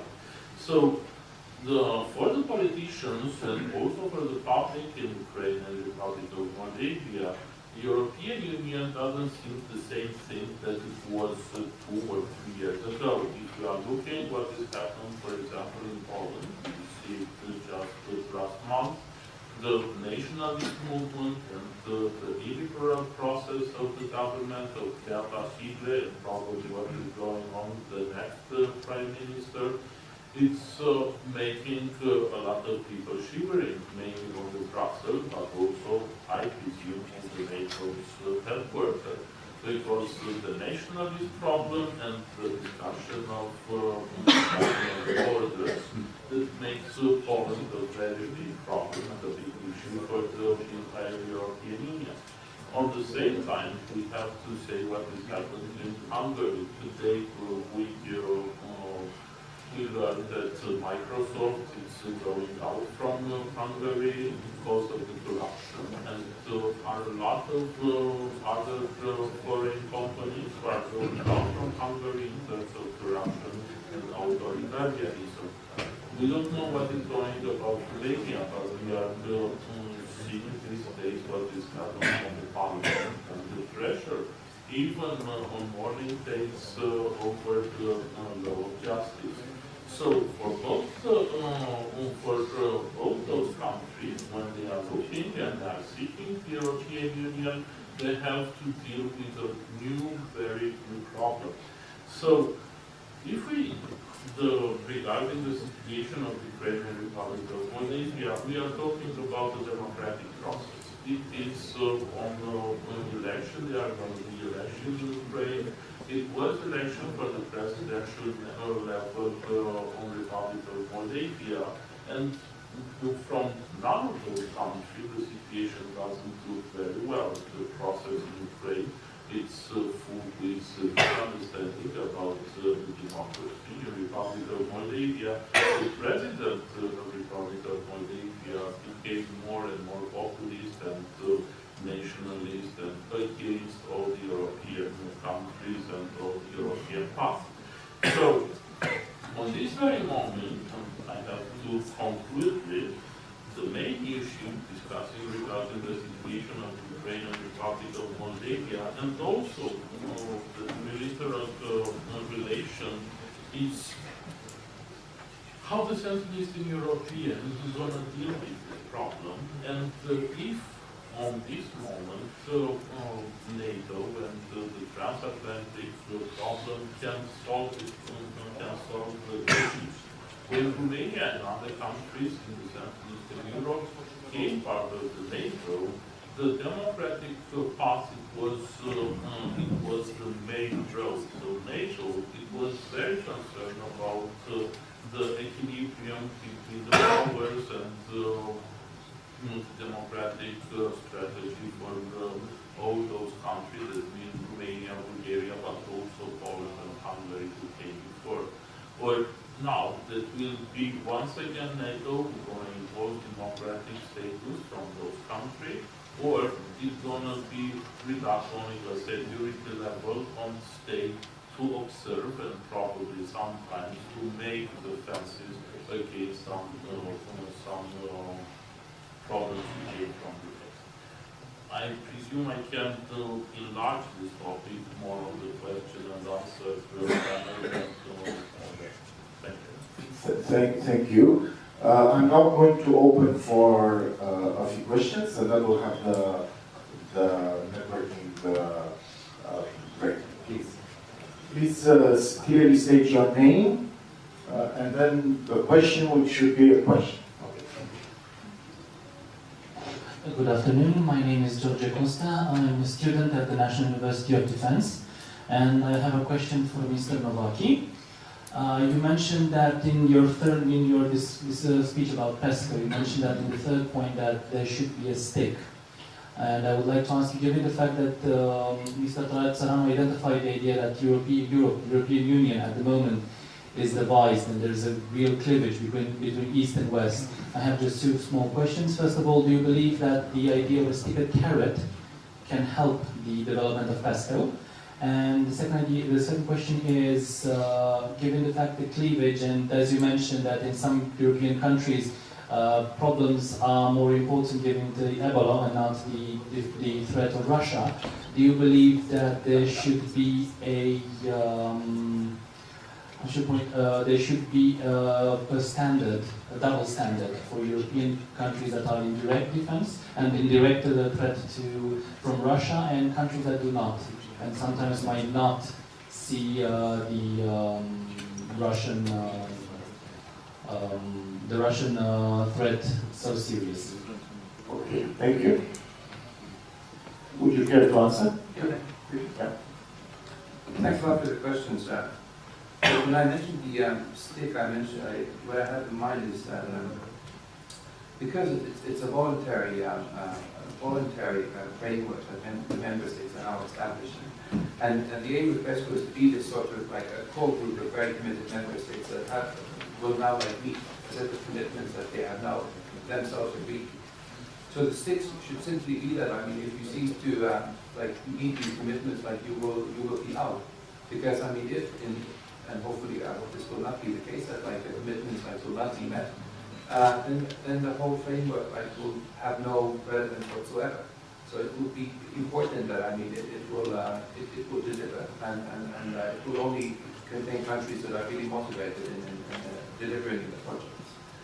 On the second question about the standards for different member states, of course, some member states like the Baltic countries, Poland and Romania, countries that have experienced communism and have been, and some of them also members of the Soviet Union. They have a very different perspective on the Russian threat than, let's say, like Portugal or Spain. And I think this is totally normal. It's by way of geography, and it creates problems sometimes in the European Union. Sometimes, it's difficult to agree to measures that would be as strong as many would like. But I have to say that I've been very impressed, for example, with the extent that all the 28 member states have been willing to agree on sanctions to Russia, and the sanctions are still holding, and in fact, they've been intensifying. So that's a very significant achievement for the European Union, considering that there are these sort of different views on Russia, and some countries have significantly softer stance. Okay. Other questions from the audience?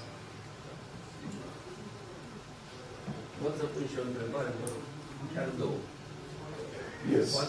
You may, but the language of the conference as announced is English.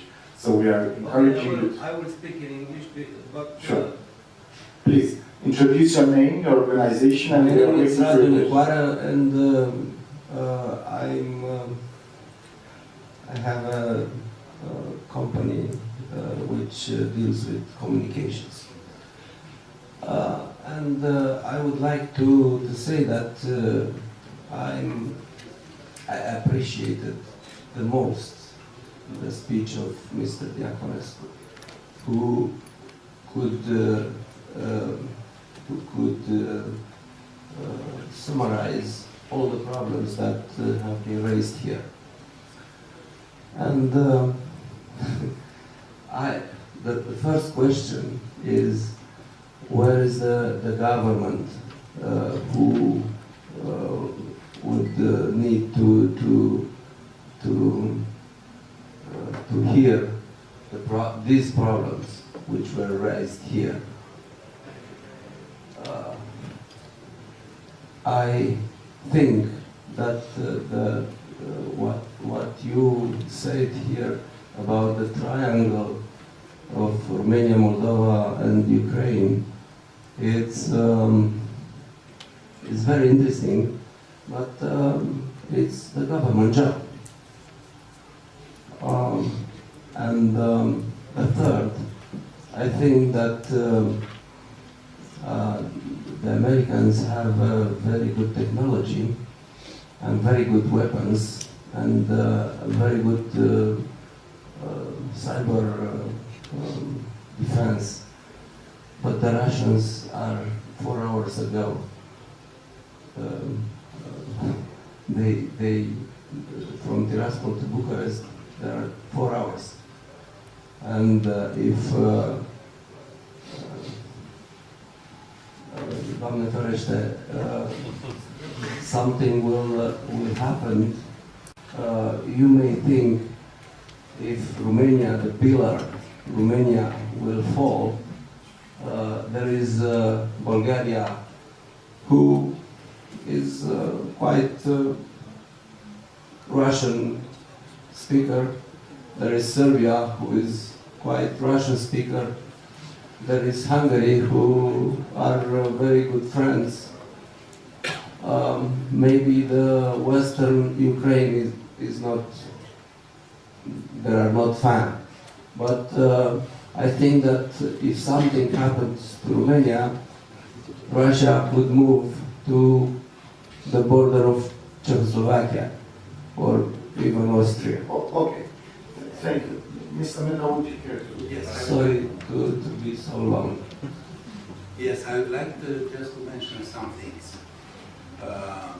As you know, before the summit from Wales, the time of reaction of NATO was 7 days. After Wales summit of NATO, the reaction is 48 hours. In Romania, the reaction of NATO is instant, because on the Romanian territory there are NATO troops, and any kind of aggression will call to an instant reaction from these troops. It means that this is one. The other thing is that don't even think that in the case of one of NATO countries will be under attack. The NATO organization and other countries will not be present. Don't even think of it. This is the only reason why NATO exists. And if there is something that could happen, NATO will not exist anymore. This is. Okay. Very shortly, one small remark to this. Sure, please, Hannah, and then I will ask. In 2014, everybody was sure that Ukraine would fail in a few months, and Russian forces will be in Kyiv. It was inside and outside. Everybody, not all, everybody was spoken about it, but everybody was sure about it. And even NATO generals were telling the nonsense, something like in a few hours Russian troops can be in Odessa, which is 700 kilometers from Donetsk. So all the statements I heard were here. As you can see, years passed, and luckily they still occupy just 3% of the territory of the country, and the other part of the country is becoming more and more anti-Russian. Even Odessa, that were perceived very pro-Russian some time ago, now you can't find the sentiments. So don't underestimate Romania, because we didn't have time and we didn't have army in 2014. After 3 years, you have different mechanisms, different understanding of threats, and much more clearer responses to it. Everything we didn't have in 2014. So never underestimate your army and your forces. Thank you. Mr. Gifford? Be very short, the first half of the question that was questioned about the government. All of the persons all around here are writing, and there are public statements. I'm sure that Razvan is going to make a resume of this presentation and be sure that the government, if interested, already knows our assessment and has its own capacities. With Transnistria, Russians coming from Transnistria to Bucharest, I heard that in Legat times, 92, and I heard somebody called Rogozin doing the same type of support. He couldn't make it to Chisinau in an official visit, so let's stay calm. I can bet with you it won't happen anytime soon.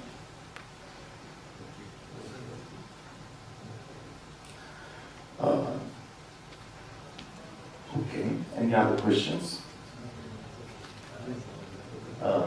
Please. I don't share Mr. Keith's thought in not government.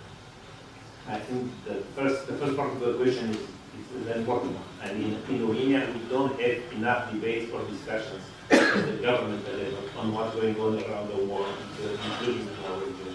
I mean, my point is that, and that's quite difficult to understand why, since the annexation of Crimea, there is no document, official document, underlining how dangerous the world it is for us and how Romania has to respond. Of course, there is a Romanian response, because that's why we are buying strategic missiles, that's why we are insisting on our negotiations with NATO on different sorts of actions to know as a response to the new challenge coming from Russia. But at the end of the day, I don't think that that's enough. And what we need, and maybe, somebody will convince either the government or because the question is not only the government.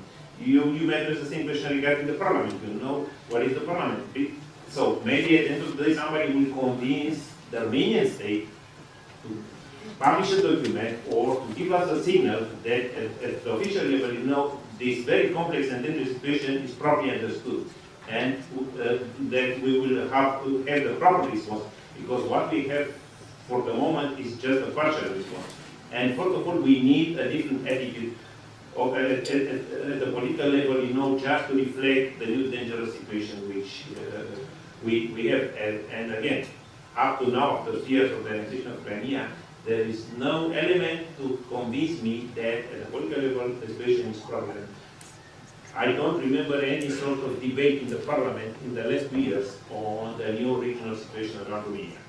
I don't remember any sort of, discussion at the level of Defense Committee or International Relations Committee in the chambers of Senate, on how, for instance, well, Romania is prepared to deal with the new challenges, And if you look at the political debate today, it is completely focused on an internal fight, with a lot of personal stake for the one involved, but which helps Romania with nothing, when it comes to the need for preparing the country, for the future. Because I think that, for instance, 2018 will be worse than 2017.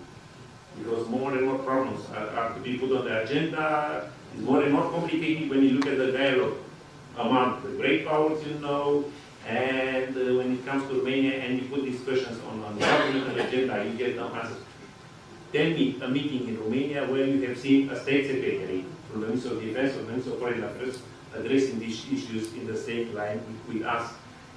Only the non-government organizations, individuals are addressing this issue, not openly public in Romania. When it comes to the governmental participation or parliamentary participation, they don't come. And you know why? Because they don't know what to tell you. That's my point. So I'm sorry to be so blunt, but I believe that it's never too late to recognize the delicate situation and to address it, because the one called to solve the problem of this country from the national security point of view is not the civil society, neither the media or the non-government organizations, is the government, because it has, first of all, money and then capabilities. Okay.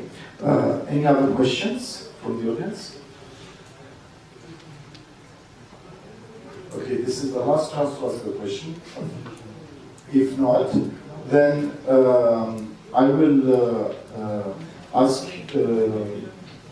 I will kindly ask you to allow us to start the workshop on security challenges at 3:40.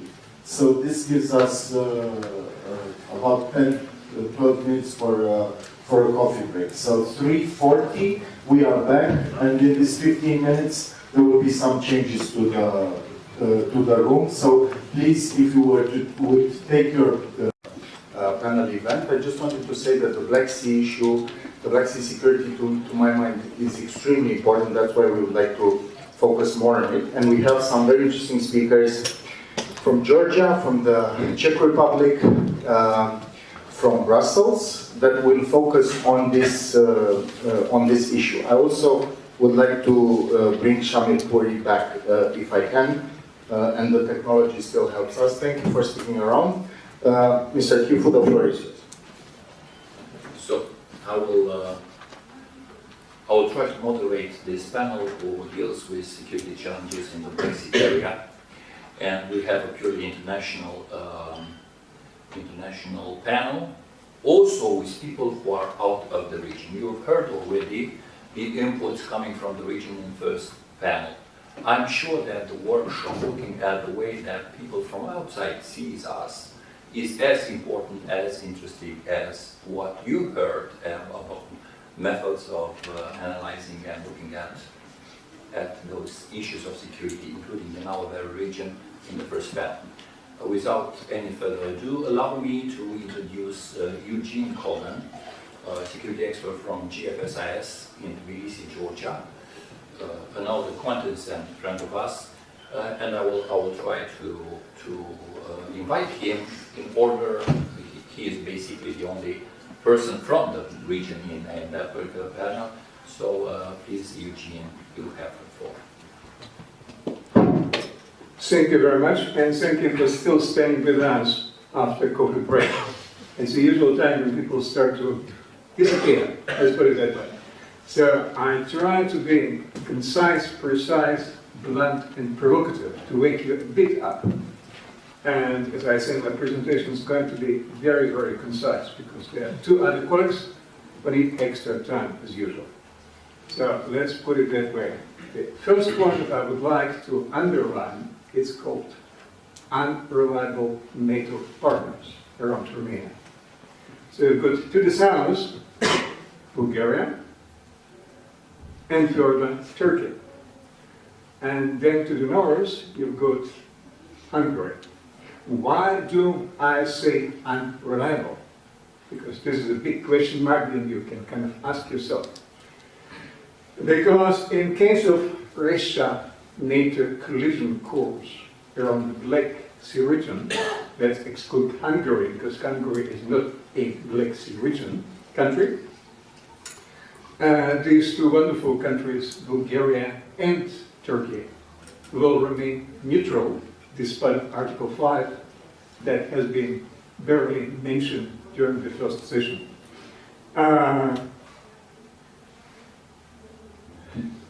Both countries, and this is my kind of second point, are not prepared militarily for the collision course that may be initiated by Moscow. Now, people will tell me, Eugene, you are taking a huge lead. Moscow is not going to initiate anything at all.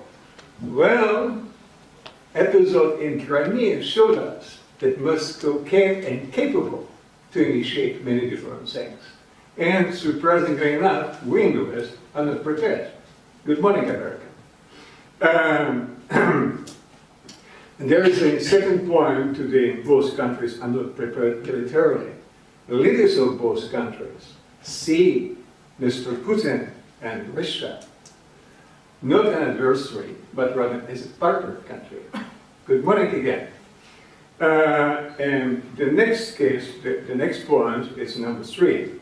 And in case of Russia-NATO collision course, Mr. Putin will use very smart and very proven policy that I call, and this is my personal naming of the Putin's policy, I call it D2. What does it mean, D2? It's called deception and denial. Whatever we deliver or convey from the West to Russia, it's simply denied. We can provide Mr. Putin with best ever certified documents, and the answer will be, Mr. Kogan is not good enough. Wonderful. So this is basically a total denial that comes from Moscow. Whatever we can deliver and we can show will be never good enough. So, and I just wanted to say that we tend to say, and this is our policy line coming from the West, that Crimea was annexed.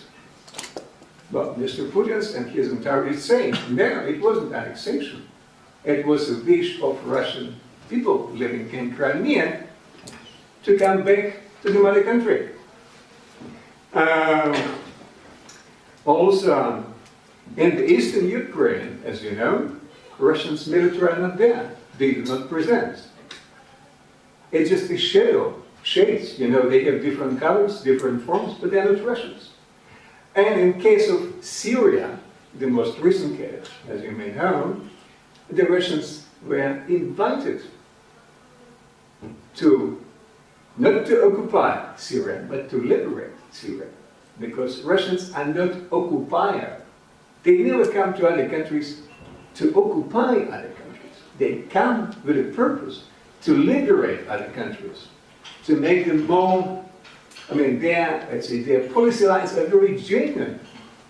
And we in the West, they are nasty, critical, hypocritical, and very ungrateful to what Russia is doing around the world. Hence, an ungrateful case has to be really emphasized. Now, my next point brings me to the country where I reside at the moment, and it's called Georgia.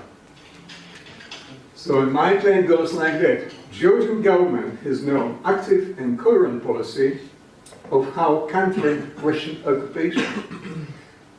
Because the current government, or the Georgian Dream-led government, is deadly scared, and I have to really emphasize the point of scaredness, to wake the Russian beer and precipitate new Russian invasion.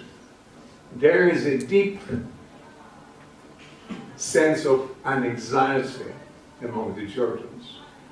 And the Georgians realize after, and I'm right now in Bucharest, after the summit in Bucharest in 2008, that in today's Georgian political vernacular, membership is no longer mentioned as a NATO membership. There is a clear realization that it has been postponed, delayed, not entirely cancelled, but it's certainly not on the agenda at the moment. When it's going to happen, it's a big question mark. No one really knows, and it's, I think, a coffee bean's guess to know if and when the NATO countries will have finally a convergent policy towards Georgia, and unanimously will say, okay, Georgia, you're the next. Everything is done, we are ready, and we are ready, and I have to underline the point, we are ready to face Moscow. And this is the tricky business, because no one in NATO is ready to face Moscow militarily. And that's the crucial point. That's the hard point. Because if EU, NATO member states are ready to put boots on the ground in Georgia, you will tell me, Eugene, you're a dreamer. Well, that's the reality. I'm still the dreamer, but you say the reality. That's it. No EU military will put boots on the ground in Georgia for the sake of Georgia against Russia. Hard business. So my final point comes to your country. I have very limited resources here because I just published my own assessment of Romanian procurement policy. And I've been very, very critical of your government procurement policy initiative.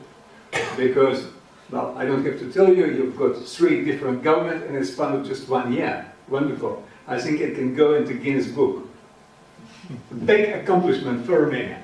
But finally, and then I think a very, very important point to emphasize. Patriot missile air defense systems will be procured. It's clear. Piranha armored personnel carriers will be procured. It's a final point out of 9 procurement policy agenda points that the government put on the table. Another final point, in next year, Romania will establish 2 new commands, a Special Operation Command and a Cyber Warfare Command. And I'm very, very glad that at least in Romania something is done. It's no longer spoken about rhetorically that we are going to procure, as it's done in Bulgaria, and it's certainly as it's done in Turkey. In Turkey, very little is done. The only things that are done, that 40% of the top military personnel either behind bars or somewhere in Europe and the United States of America. Thank you very much. That's all. Thank you very much. It was really provocative and a wake-up call. I will not abuse too much of my position in making some remarks as well. If you allow me first, the idea of unreliable allies, I will strongly refuse to take it. In no case in political matters. Don't forget that Bulgaria, Turkey, Hungary, they all voted at all stages, in spite of any type of side games, bilateral games with Russia, for continuation of sanctions, either in NATO framework or in EU. It happens yesterday.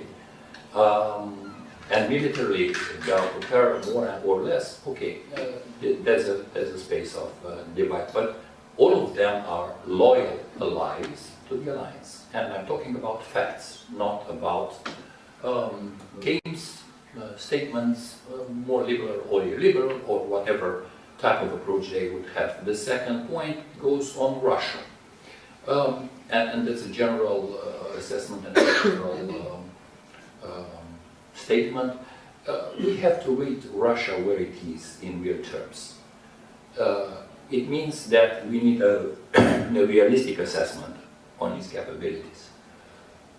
It's not too weak, it's not too strong. We need to really rate it at a suitable level. Yes, it is a threat in several fields.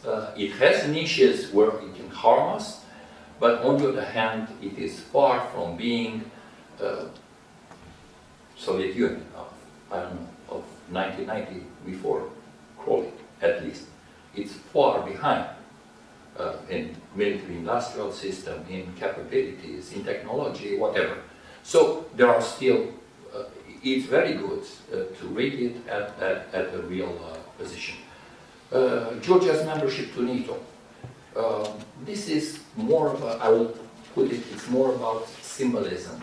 And there's a lot of let's say, political emphasis made and hope made on that perspective, who at some point proved to be detrimental for the evolution of Georgia. At this point, I think it's far more important to grant defenses for Georgia. And as a difference from your statement, I would say more NATO and the US is on the ground in Georgia. They are not supposed to come from anywhere else. We are on the ground in Georgia. We are the third contributor in EU missions, and in UMM we have half of the mission covered by our guys. So we are there. NATO is there. US is there. You have the NATO Georgia Council, and the idea is to make deterrence and elements of defense of Georgia that will cover the real aim.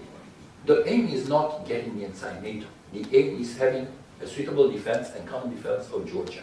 And I think in that area, I will at least nuance, if not contradict, definitely you. And with the Tbilisi's government, current government, I don't think that it is looked at as being any type of challenge or any type of, it is controversial enough, nuanced and flexible enough in relation with Russia in order to avoid any type of tension that could lead at some point of even considering a military option. And that being said, without for sure contradicting you, and it's very good that you open that way, so we can have a very wake-up audience with us. I'm sure that you are going to face a lot of Q&A, including from the panel. I will pass the floor to Marketa Krejic, analyst at Crowne Watch program. I suspect it is quite close to Threadcom, InfoWars. Please look at the floor. Thank you. I will quickly move because I have a presentation for you. Yeah.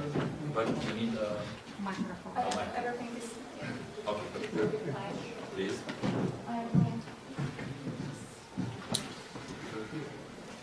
will take your chair. It's fine. No, I will give you a chair.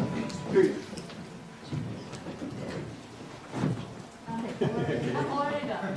It's fine. I will help myself, and it's also better for you because to organize my training thoughts.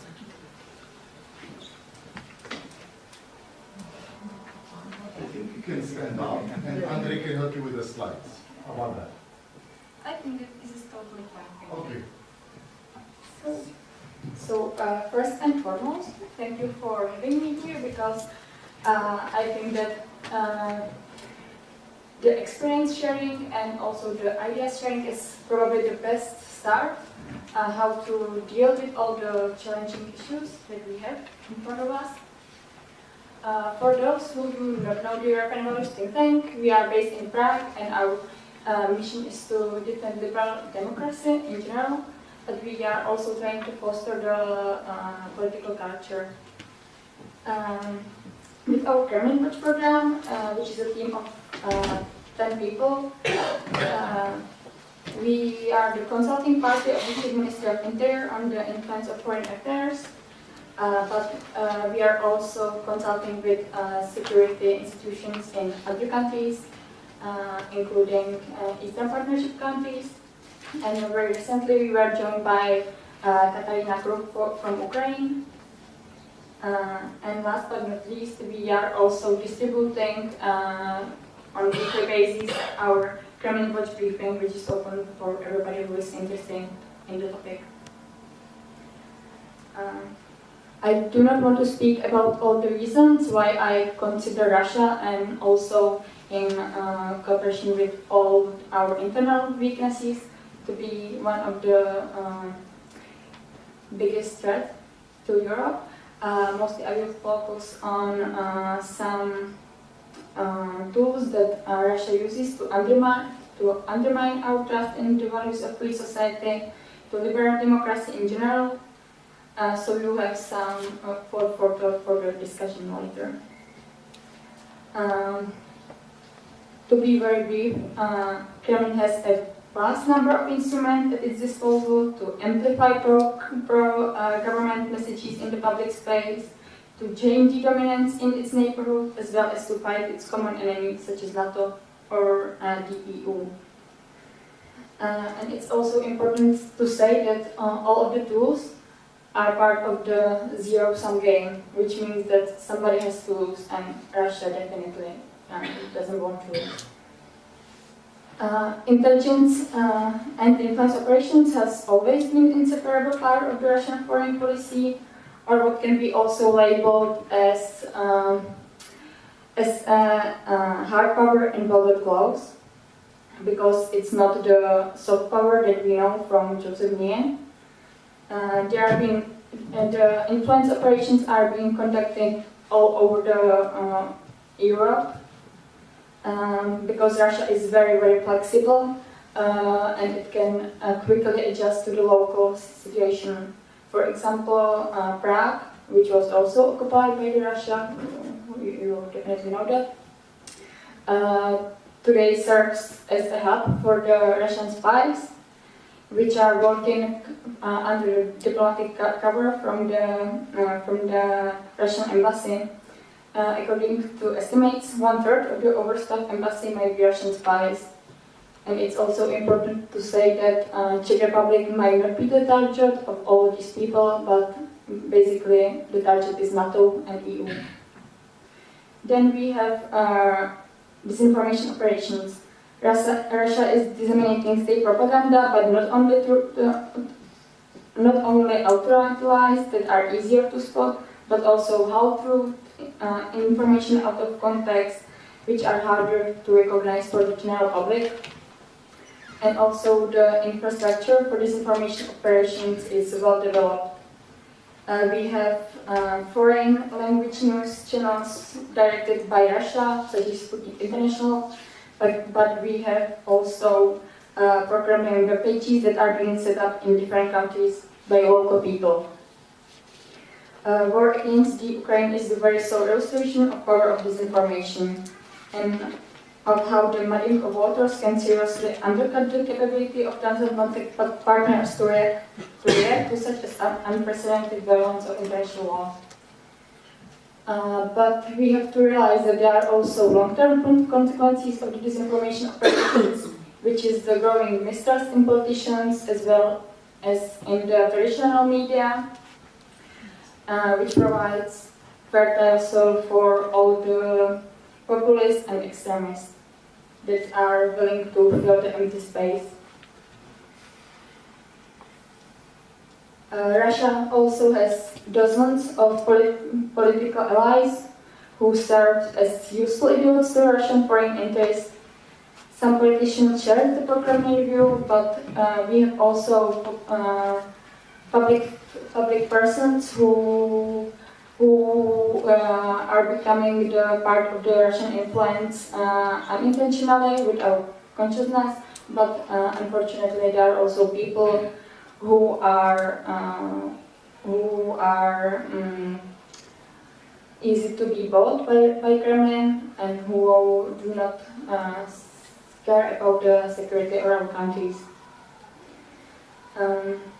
Kremlin is also funding lots of organizations across Europe, such as Ruský Mír, but again, these all are subordinated to Russian interests and has nothing to do with civil society. So I would be much more accurate with the labeling. Gongos, I don't think that it's the right label. Maybe this should be something like PGOs, partly governmental organizations.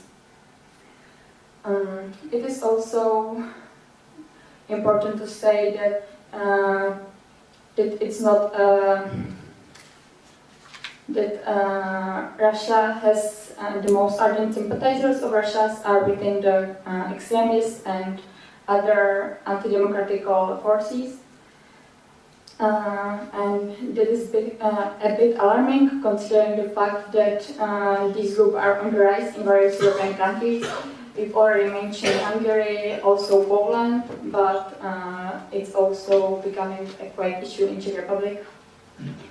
And we should be especially alert of the various militia who share very strong anti-NATO sentiment and who do not rule the possibility to take a gun into their hands and to go fight against the alliance. Usually extremist forces share the Russian paranoia that there is some war against Russia. Also, Kremlin is exploiting its diaspora abroad, and under the pretext of their protection, it is mostly trying to keep them excluded from the prevailing society. But Russian diaspora also serve as agents of influence, because Kremlin usually hires lots of people within its diaspora abroad to collect sensitive information about European countries as well as NATO allies. Kremlin is also trying to acquire strategic contracts in various countries with the mainly political goal, which is to increase the dependence of the respective country and to secure another channel of leverage. The perfect example is Russian oil and gas policy, which we all have some experience. And also Putin's annexation of Crimea was very much driven by undermining Ukraine's energy and gas diversification strategy, taking into account strategic importance of Crimean Peninsula because of the oil and gas resources in the Black Sea.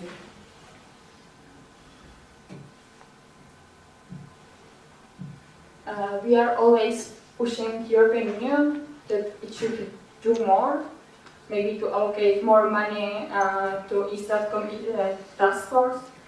But we have to realize that European Union is based from many, many countries. We are not united enough.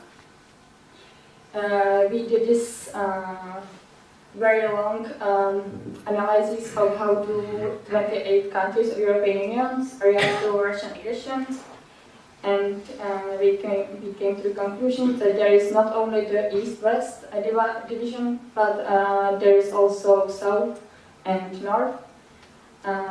European Union is there are countries which openly collaborates with the Russian influence, but also countries in the south that have full government policy countermeasures in place.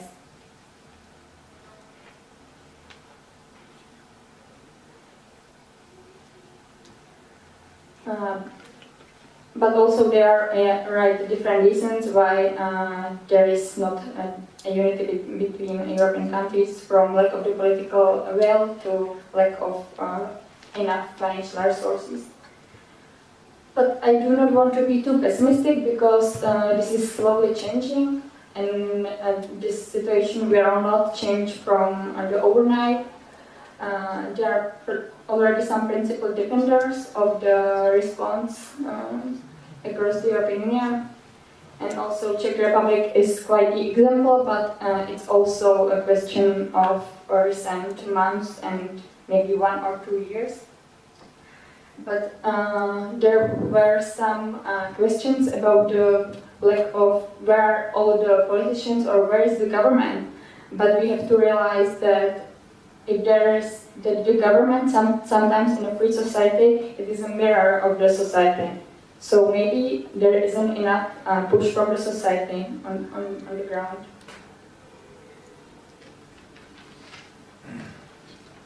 Yeah, you may have a question what means below radar supporters, because there is also Romania and Bulgaria. These are the countries which share concerns about Russia, but given complicated historical relations and local context, they typically stay away from a local criticism of Russian aggression. I will be very brief. Yeah. That brings me to one idea, which is what is of utmost importance is to work together and to exchange best practices. Because the disinformation operations already did a lot of damages. It can be, it's very visible also in the Czech Republic. Currently, 50% of populations blame USA for the Syrian refugees, and also almost 40 people think that Ukraine crisis in Ukraine was caused by US and by NATO. And last but not least, 40% would prefer neutrality rather than be a part of NATO. And I will end with some suggestions what can be done to face the Russian aggressions. First, the threat from Russia has to be recognized by the state, which is quite hard.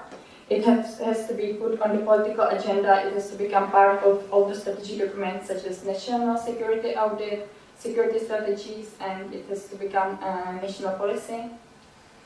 Then it's also important to establish specialized hub for monitoring and countering hybrid threats, which should respond to disinformations when they are in a real time.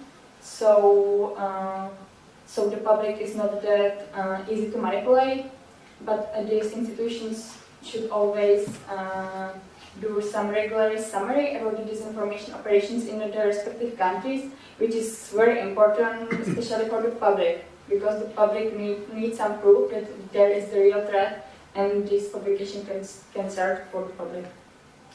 But also education, training, and preparation of people who are part of the bureaucracy, because these are very vulnerable to be penetrated by, for example, by the spies, and also they are always have some connection to very sensitive information. So they have to know about the security, about like cybersecurity and how to secure their information. Then we have to defend our media. Investigative journalism is very, very important. People who are disseminating disinformation and propaganda has to be ostracized, has to be separated from those who do care about the truth. And I will skip. There are lots of components that can be done. For example, to investigate deep into the proprietary and editorial structure of different outlets. When you are searching, for example, for the direct link with the foreign influence, this is very, very important. Fourth, there have to be enforcement of all available rules and mechanisms as mean on how to minimize disinformation influence, especially all the cases of infiltration should be made public to make people aware again of the situation, and also people who are spreading disinformation should lose their residence permission or accreditation, and also all the cases of captured spies should be made public, which was, for example, done in Estonia. Fourth, it's also very important to systematically build the resilience between the population. So we suggest to go back to the school because to find the connection between disinformations and educations.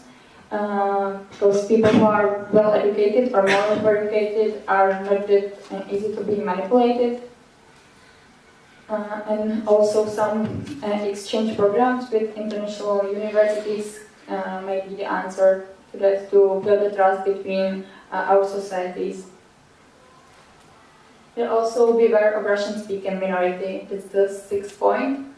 I've already said that the Russian minority is very vulnerable to be penetrated by the foreign influence. So the government should have some basic mapping who is part of the minority, who is doing what, but also people who are minority, for example, or Russian minority in Czech Republic.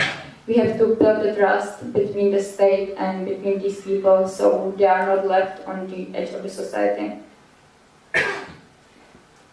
7th point is to contract hostile disinformation as part of foreign policy. But I have to say that freedom of speech should be always the priority. So we have to find some balance between freedom of speech and our security. Government should support meat-busting on a daily basis or weekly basis, and also to provide scholarships for investigative journalists. Last but not least, to make the effort to systematically reduce the number of personnel on Russian embassies all around Europe.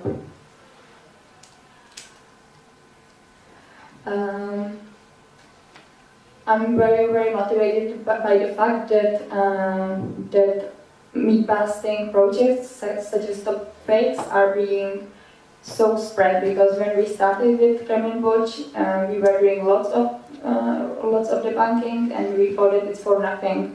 But after 2 or 3 years, I can say that it has some point, because thanks to this,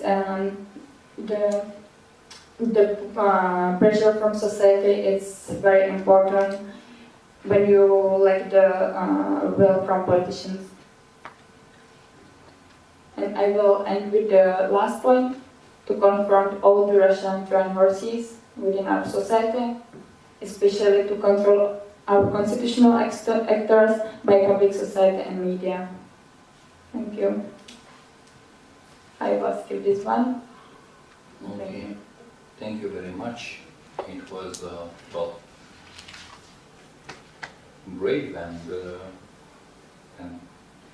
I don't have a comparison for provocative to match the presentation that you've made. I'm sure that you have the references and the arguments, and I'm quite sure that we are going to have a lot of questions, at least for reading Romania, the place that you put it, not only for some other. By the way, there's a very famous European ECFR, Council of Foreign Relations, already analysis in that particular field. For the InfoWars, I could invite you. We are already at least 4 years in front of everything that ever has been made in Central Europe. There's a lot done in that area, and there's a lot of things that maybe you are not aware of. It could be of interest for a cooperation. About it was for me, malicious with anti-NATO sentiment. So there's paramilitaries in Czech Republic doing that. Well, okay. So we have to. Yeah, and they are connected to some political. We have to dig a little bit into that. It's new for me, and I had the impression that I knew a little bit the Czech Republic by being there. And also about undercover agents, it's not a problem on the diplomatic coverage. You just go and think about spies that you don't know and that are your locals. So, without any further ado, sorry to miss this moment where I was a little bit astonished on the evolution of the presentation. I will give the floor for intervention to Niklas Novaki, please. Thank you very much. Let me be quite brief, and I'll give give you some of my thoughts and comments on the topic of the panel. I think if you look at the Black Sea and the Black Sea region, I mean, obviously the biggest event that has shaped the security climate in the Black Sea and the broader Black Sea region has been the war in Ukraine and Russia's illegal annexation of Crimea. This event in 2014 and the continuing war in Ukraine, I mean, has destabilized the security situation in the Black Sea region, in my opinion, to a new low since the end of the Cold War, and it also has massive implications for the broader security environment in Europe. NATO and the European Union are obviously taking this into account, and the Black Sea, for example, it was mentioned in the 2016 EU Global Strategy, which outlines the EU's view on its foreign and security policy, and it mentioned that the situation in the Black Sea, I mean, and the destabilized security environment has broader implications for Europe, and which need to be addressed. I think, despite this gloomy picture that I've painted, I think there is a very positive thing as well, and the positive thing is that if we look at international relations and geopolitics over the past years, I mean, what we see is that the Black Sea is essentially becoming a NATO sea. And what I mean by that is that it is a sea that is increasingly has NATO members and NATO allies around its shores. I mean, with the exception of Russia and Crimea, you have NATO members in the east, you have NATO members in the south, and then you have NATO partners to the west. And this is something that will also, I mean, despite the illegal annexation of Crimea, I mean, it will make things more difficult and more challenging for Moscow. And it is, I'm sure, something that decision makers in the Kremlin are also worrying and paying close attention to. And I think one way that Russia has been trying to kind of mitigate this development is to have very close relations with Turkey. I mean, despite all the problems that there has been in the relationship with Turkey and Russia. I mean, the killing of the Russian ambassador in the gallery in Ankara. and then the shooting down of the Russian warplane, I mean, things are looking quite good in Russia-Turkey relations. And I think this is kind of a part of a broader strategy on behalf of the Kremlin to try to mitigate this NATOization of the Black Sea, if you will. With regards to like the threats that were already discussed, I think I completely agree with Marketa that like hostile influence and cyber attacks and fake news are something that are also important in the Black Sea region. The European Union and NATO are still unfortunately struggling, and I think that all of us were very shocked to see that even the United States, I mean, with all the money it puts into cyber defense, with all the capabilities it has, it was still unable to prevent this sort of hostile influence and Russian interference in its elections. And the same to a lesser extent in the Brexit referendum in the United Kingdom. However, it's encouraging to see that steps have been taken to remedy the situation. We now have the NATO Cyber Centre for Excellence in Latvia, if I'm correct.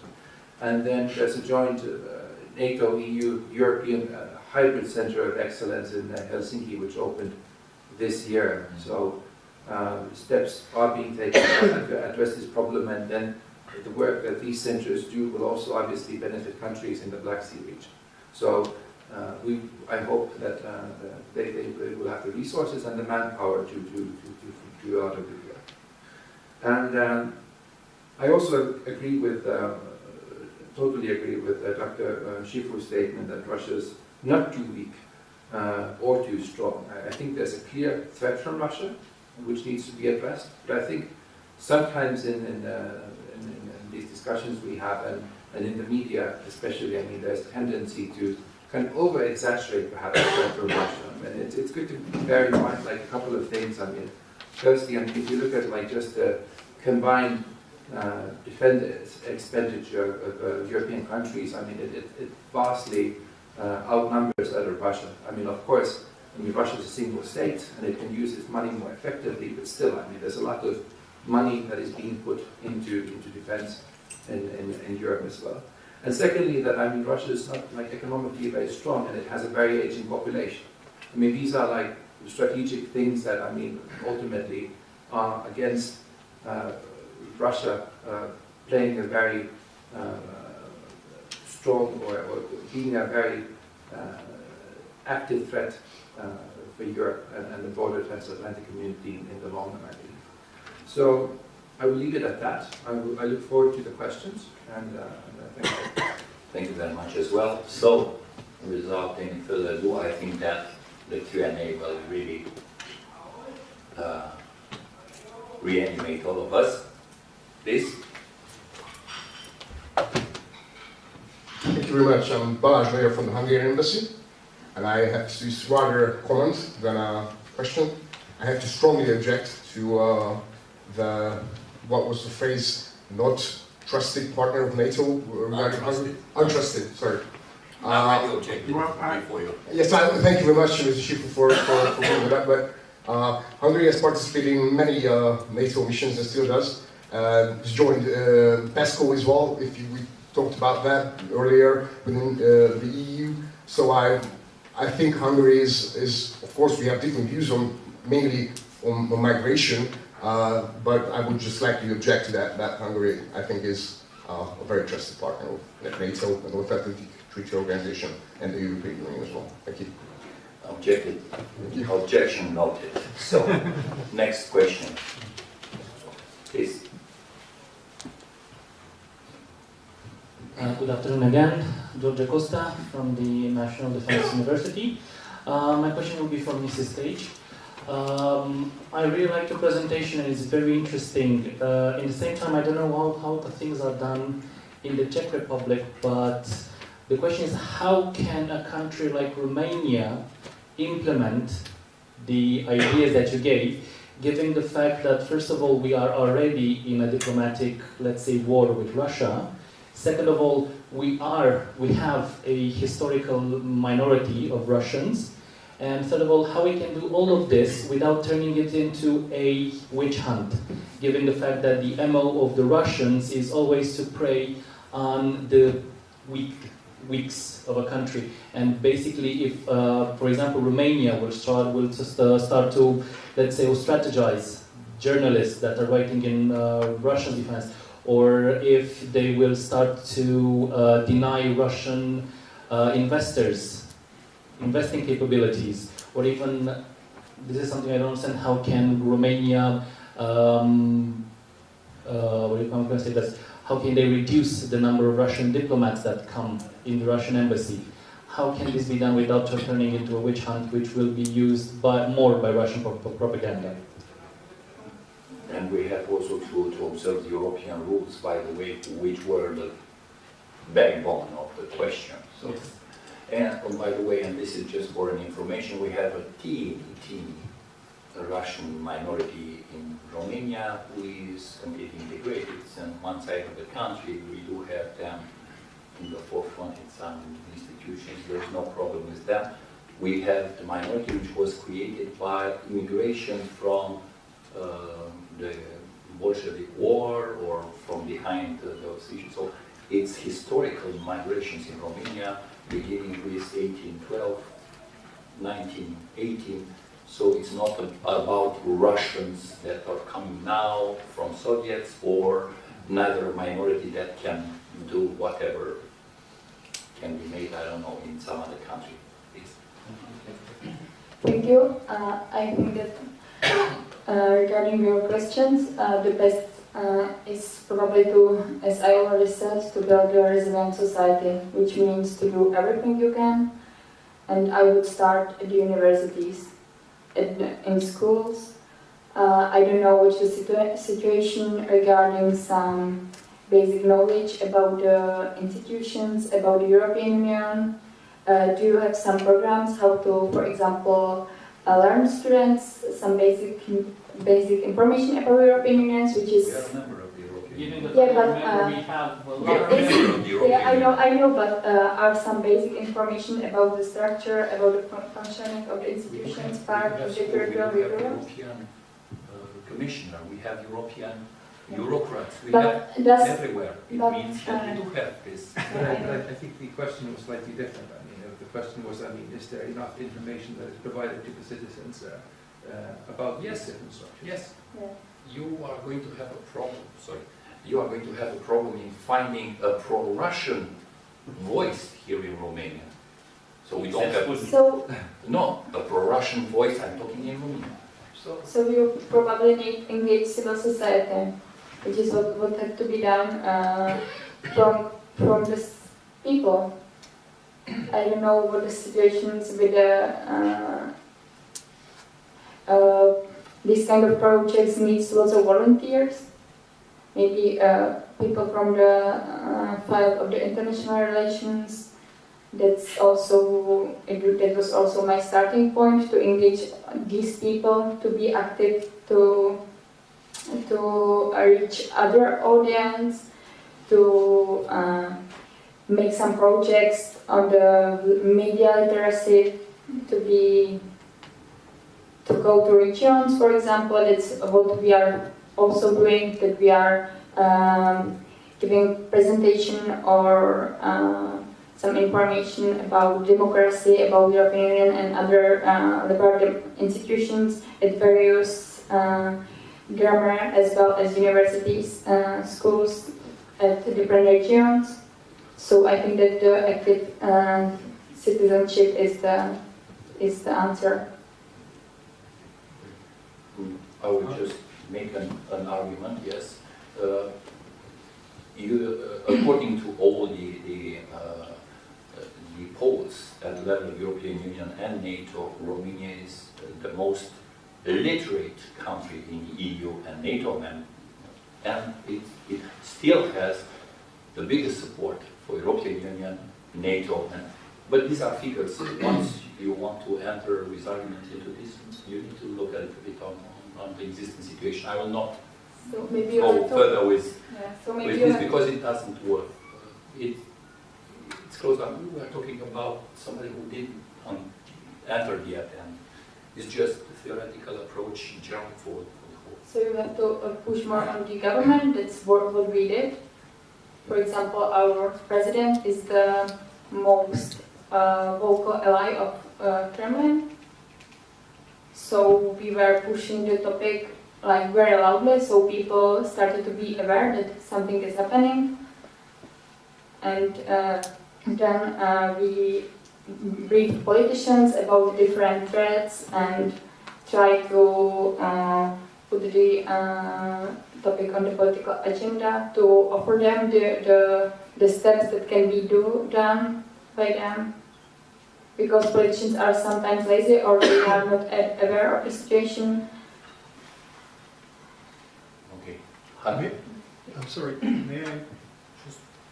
You want to on the same? Yeah, I mean, Yes.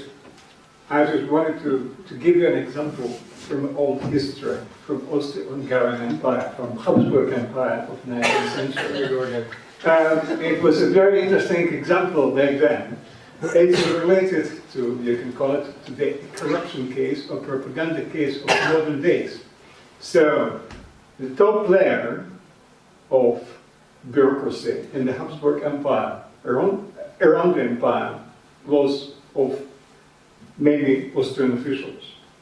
So if Austrian officials back in 19th century been caught just once in a corruption case, they have been forced to forfeit their retirement money. And it was mandatory. So I think the same case can we use today in the modern era if the civil servants caught in the Russian web.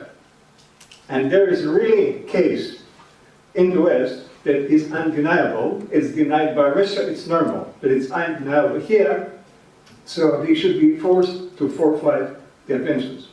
And believe me, as it worked back in the 19th century, it will work very nice in the 21st century. Thank you. Thank you, Eugene. Eugene has his experience. He worked in Vienna. I think it's the original position that he held. So, Hannah, please. Yeah, thanks a lot. I would like to refer to Nicholas. He said that Black Sea is becoming the NATO Sea. Can we state like this only because the members of the NATO literal states in Ukraine and Georgia are aspirant countries?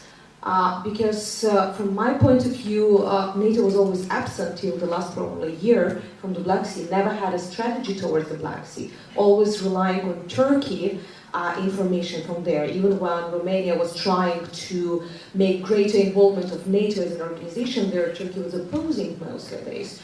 And only in March of this year we started, maybe from the Warsaw Summit, but March became more about this, that NATO really paid attention as an organization to the region, not to the countries of the region, but to the region, and started to speak about any possible strategy or vision of the region. So with such a perspective of NATO towards the region, can we say that it is becoming NATO Sea? Because just having members being there, it doesn't mean that you have anything or any, how to say, any responsibility towards it. And even with the Bulgarian position, for example, being completely out of the Black Sea, they are more in the Balkans than over here. So don't you think that it is a little bit exaggerating? No, I don't think it's exaggerating. I think these are two different things. I mean, like membership and the aspiration wise, I mean, I think it's totally fair to describe that the Black Sea is becoming more and more like NATO Sea, and it's the same process that we saw in the Baltic Sea. I mean, the Baltic Sea slowly as well, like, because it's becoming is a sea that is not just NATO members, mainly NATO members, but now you have there's Russia and then my country, Finland, and Sweden, which are also like NATO partners. So it's the same sort of process. With regards to the strategy, I mean, yes, I mean, NATO doesn't probably have a very effective like strategy towards the Black Sea region. More could be done, but you can say, I mean, the same for like other regions. I don't think this is something that something that is specific to the Black Sea region. And then Turkey, of course. I mean, you mentioned Turkey. Turkey, of course, is a NATO member, and Turkey obviously like has a big interest in in the Black Sea region and NATO, the broader NATO allies, and always consult and use Turkish expertise in this region. Yeah. Please. Can you introduce yourself? Ioan Maxim. Ioan Maxim, SOS Optimist is the ONG. I have one question for the region, Romanian Black Sea region. This is my ask. What is the future? If you allow me, I will take this. First, I will strongly reject the whole assessment of the region. And I think that the fact that somebody is having a relationship with a different state does not mean that he is less into ally. Look at facts and lose a little bit of this smoke all around statements. Hungary is a loyal NATO ally, by all means. Turkey is a loyal ally, by all means. Bulgaria is a loyal ally, by all means. Turkey is our strategic partners, and we do have, and we know, a lot of cooperation and a lot of presence of Turkey in our defense. There's no change. Neither in 15th of July 2016, when the attempted coup to Erdogan's life was in place, there's no change by, Viktor Orban's position on migration or anything else that you can read, or by his visit, or by the visit of Putin to Budapest, or anything else. It doesn't mean that it doesn't count, but these are bilateral relations that any state is entitled to have and to develop. And there's a completely different thing, strategic orientation of a country, being an ally of NATO or not, contributions inside NATO. I don't know if you are aware of the number of operatives, of soldiers, Hungarians, not talking about Turks, so on and so forth, in NATO headquarters, in commandments, on the ground, in several missions. You cannot make such a statement without looking at figures, at the real things. Just by the fact that at some point you have heard a statement of Viktor Orban's claiming that, well, he's moving to a type of illiberal democracy that he, by the way, rejected the next day. We didn't heard something like this afterwards. Let's take and be more balanced, and let's take the real content when talking about states, their roles, alliances, and things like this. So it's too easy, and it's not acceptable for people that are really making analysis in international relations to make such claims easily. In any directions, especially by talking about states. Talking about state is one thing, talking about president in Czech Republic is a different thing. And even the president in Czech Republic, his influence to the general politics is teeny. We have to really consider all of this all around and try to avoid those types of very nervous and very radical statements and very harsh orientation. Sorry, Eugene, you are not provocative at all. Comparing what I've heard in the whole. Let me just make it very shortly. Well, when it comes to two countries around Europe, I still stick to what I say. I say that it's less than reliable NATO member state. On this, I agree. It's not that they're completely unreliable, but they're simply less than reliable. Because, as I said, when it comes to the military capabilities of both countries in the Black Sea region, they are not here. Because the naval fleet of Turkey is not in the Black Sea region. The naval fleet is in the Mediterranean. So that's a fact. That's the reality that we have to face. The naval fleet of Bulgaria doesn't exist. That's the reality. We don't like it, but that's the reality. The Air Force of Bulgaria doesn't exist. That's the reality today. If and when, and that's a big question mark, there will be a procurement, a real procurement, not just a rhetorical procurement of Bulgarian fighter aircraft, then it will be a different story. But at the moment, there is no fighter procurement for the Bulgarian Air Force, and that's the reason that we have to face. So that's also the reason I say that when I analyze a military capabilities, and that's a focus of mine, then I say Turkey and Bulgaria are not here. They are lacking these military capabilities in the region. And right now, the main, I would say, the main shouldering of the military capabilities is really on Romania. So that's the reason I said at the end that I really hail your government and your parliament decision finally to go through, no longer speak about procuring system, but procuring them.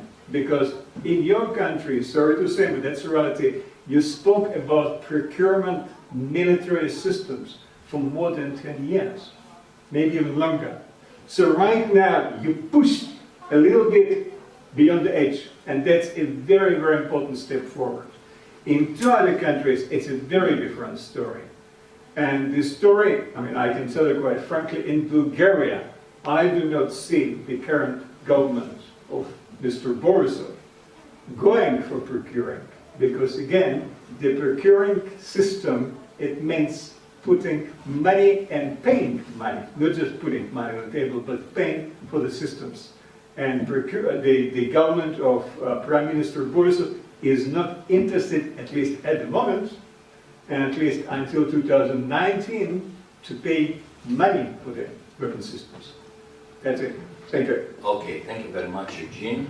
I think we have to close down now. So I would like just to ask you to conclude, maybe, on what you see as the conclusions might be for the next 5 years, maybe 7 years. Do you see the Black Sea continuing to be a militarized zone in that time frame, a tensed region?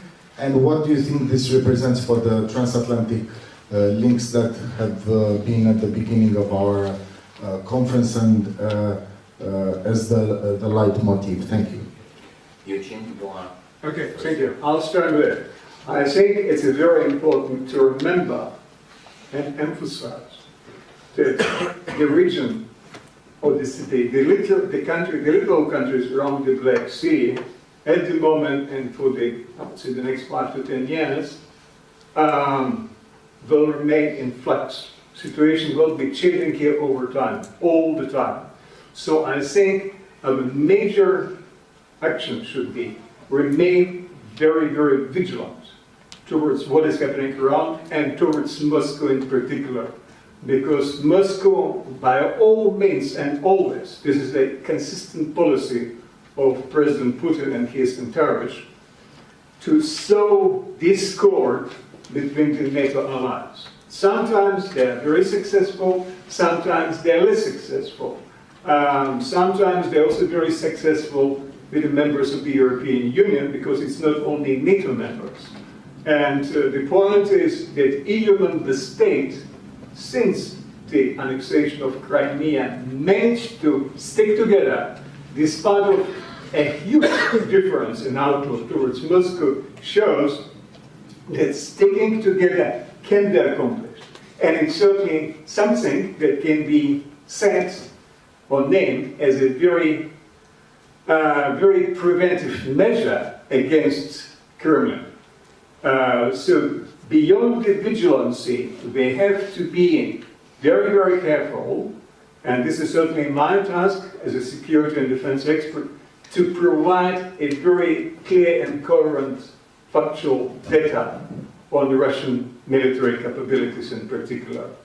Because there is one point that I have to underline, very, very important point. When it's come to economic factor, Russian economy in Russia fully subjugated to defense means, to military means. And as long as Mr. Putin remains president of Russia, and it's going to be at least for the next 6 years, so the same policy line will be consistently pursued. So something that we have to remember and never ever underestimate. It's no longer a huge, powerful, mighty country as it was the former Soviet Union, but it's still powerful enough to inflict damage on us. Thank you. Thank you very much. 2 minutes, please, Marketa. Yeah, I will follow in the very similar line as Evgen, because I think that our endurance must be permanent. We have to build a trust between our societies to connect the West with the Central Europe, also with the East, Black Sea region. We have to build up partnerships on the basic levels between universities, between civil society, NGOs, on the same topic, which we are all focusing on. And what is also important to do similar sessions like this one between journalists, public persons, but also with public in general. Thank you. Thank you very much. Niklas? I think there's a thick veil of fog that's hanging over the security situation of the Black Sea region, and which makes it very difficult to see exactly like what will happen in the next 5 to 7 years. I think a lot will depend on what will happen in Ukraine, what will happen with the war that Ukraine is fighting with Russia in the Donbas region, and if that intensifies, and if things the security situation in Ukraine will decrease, that will automatically then also like reflect to the broader Black Sea region. If on the other hand, I mean, things would improve, then that would also have like positive effects for the broader Black Sea region. But I think the biggest threat in the short to medium term will probably be the loss of interest in the broader European and transatlantic community towards the region. I mean, we're already witnessing, unfortunately, that the conflict in Ukraine is kind of disappearing from headlines in newspapers into other pages. It's attracting kind of less and less attention in the media and in the political discussions, and there is this kind of more and more this sort of unfortunate acceptance that we just have to accept what has happened and move on. And Christian Lindner, the leader of the German FDP, suggested during the campaign that we should perhaps recognize Russia's annexation of Crimea and then to kind of move on to better relations. And I think this is the biggest challenge and biggest threat in the short to medium term. That this loss of interest in the region, in the broader European and transatlantic community. Thank you. Thank you very much as well. So I will not make the final conclusion since I'm not I'm a moderator at the end of the day, just maybe 2 or 3 things. I will look more attentively on the cohesion of the transatlantic link. I will be far more interested in the cohesion of the European Union.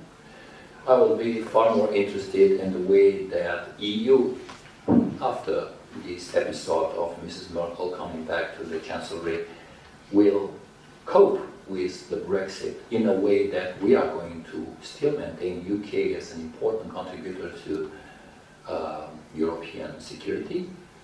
And with the rest, I'm quite optimistic looking at the instruments that are on the ground in our very region. Once again, Bucharest 9 initiative, maybe plus Turkey.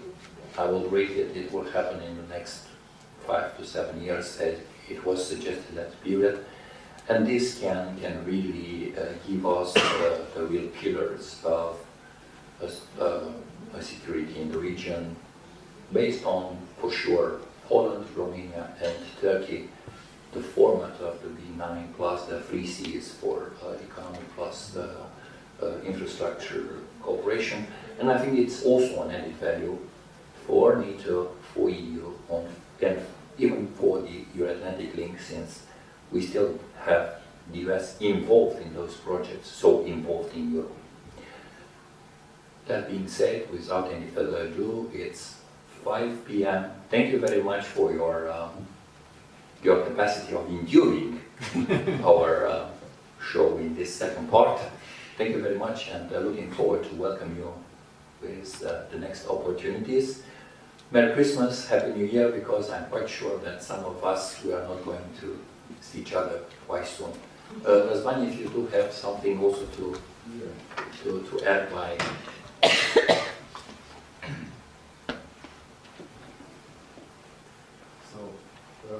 This is the 33rd event that we have had this year, and I have been particularly happy to welcome so many guests from abroad.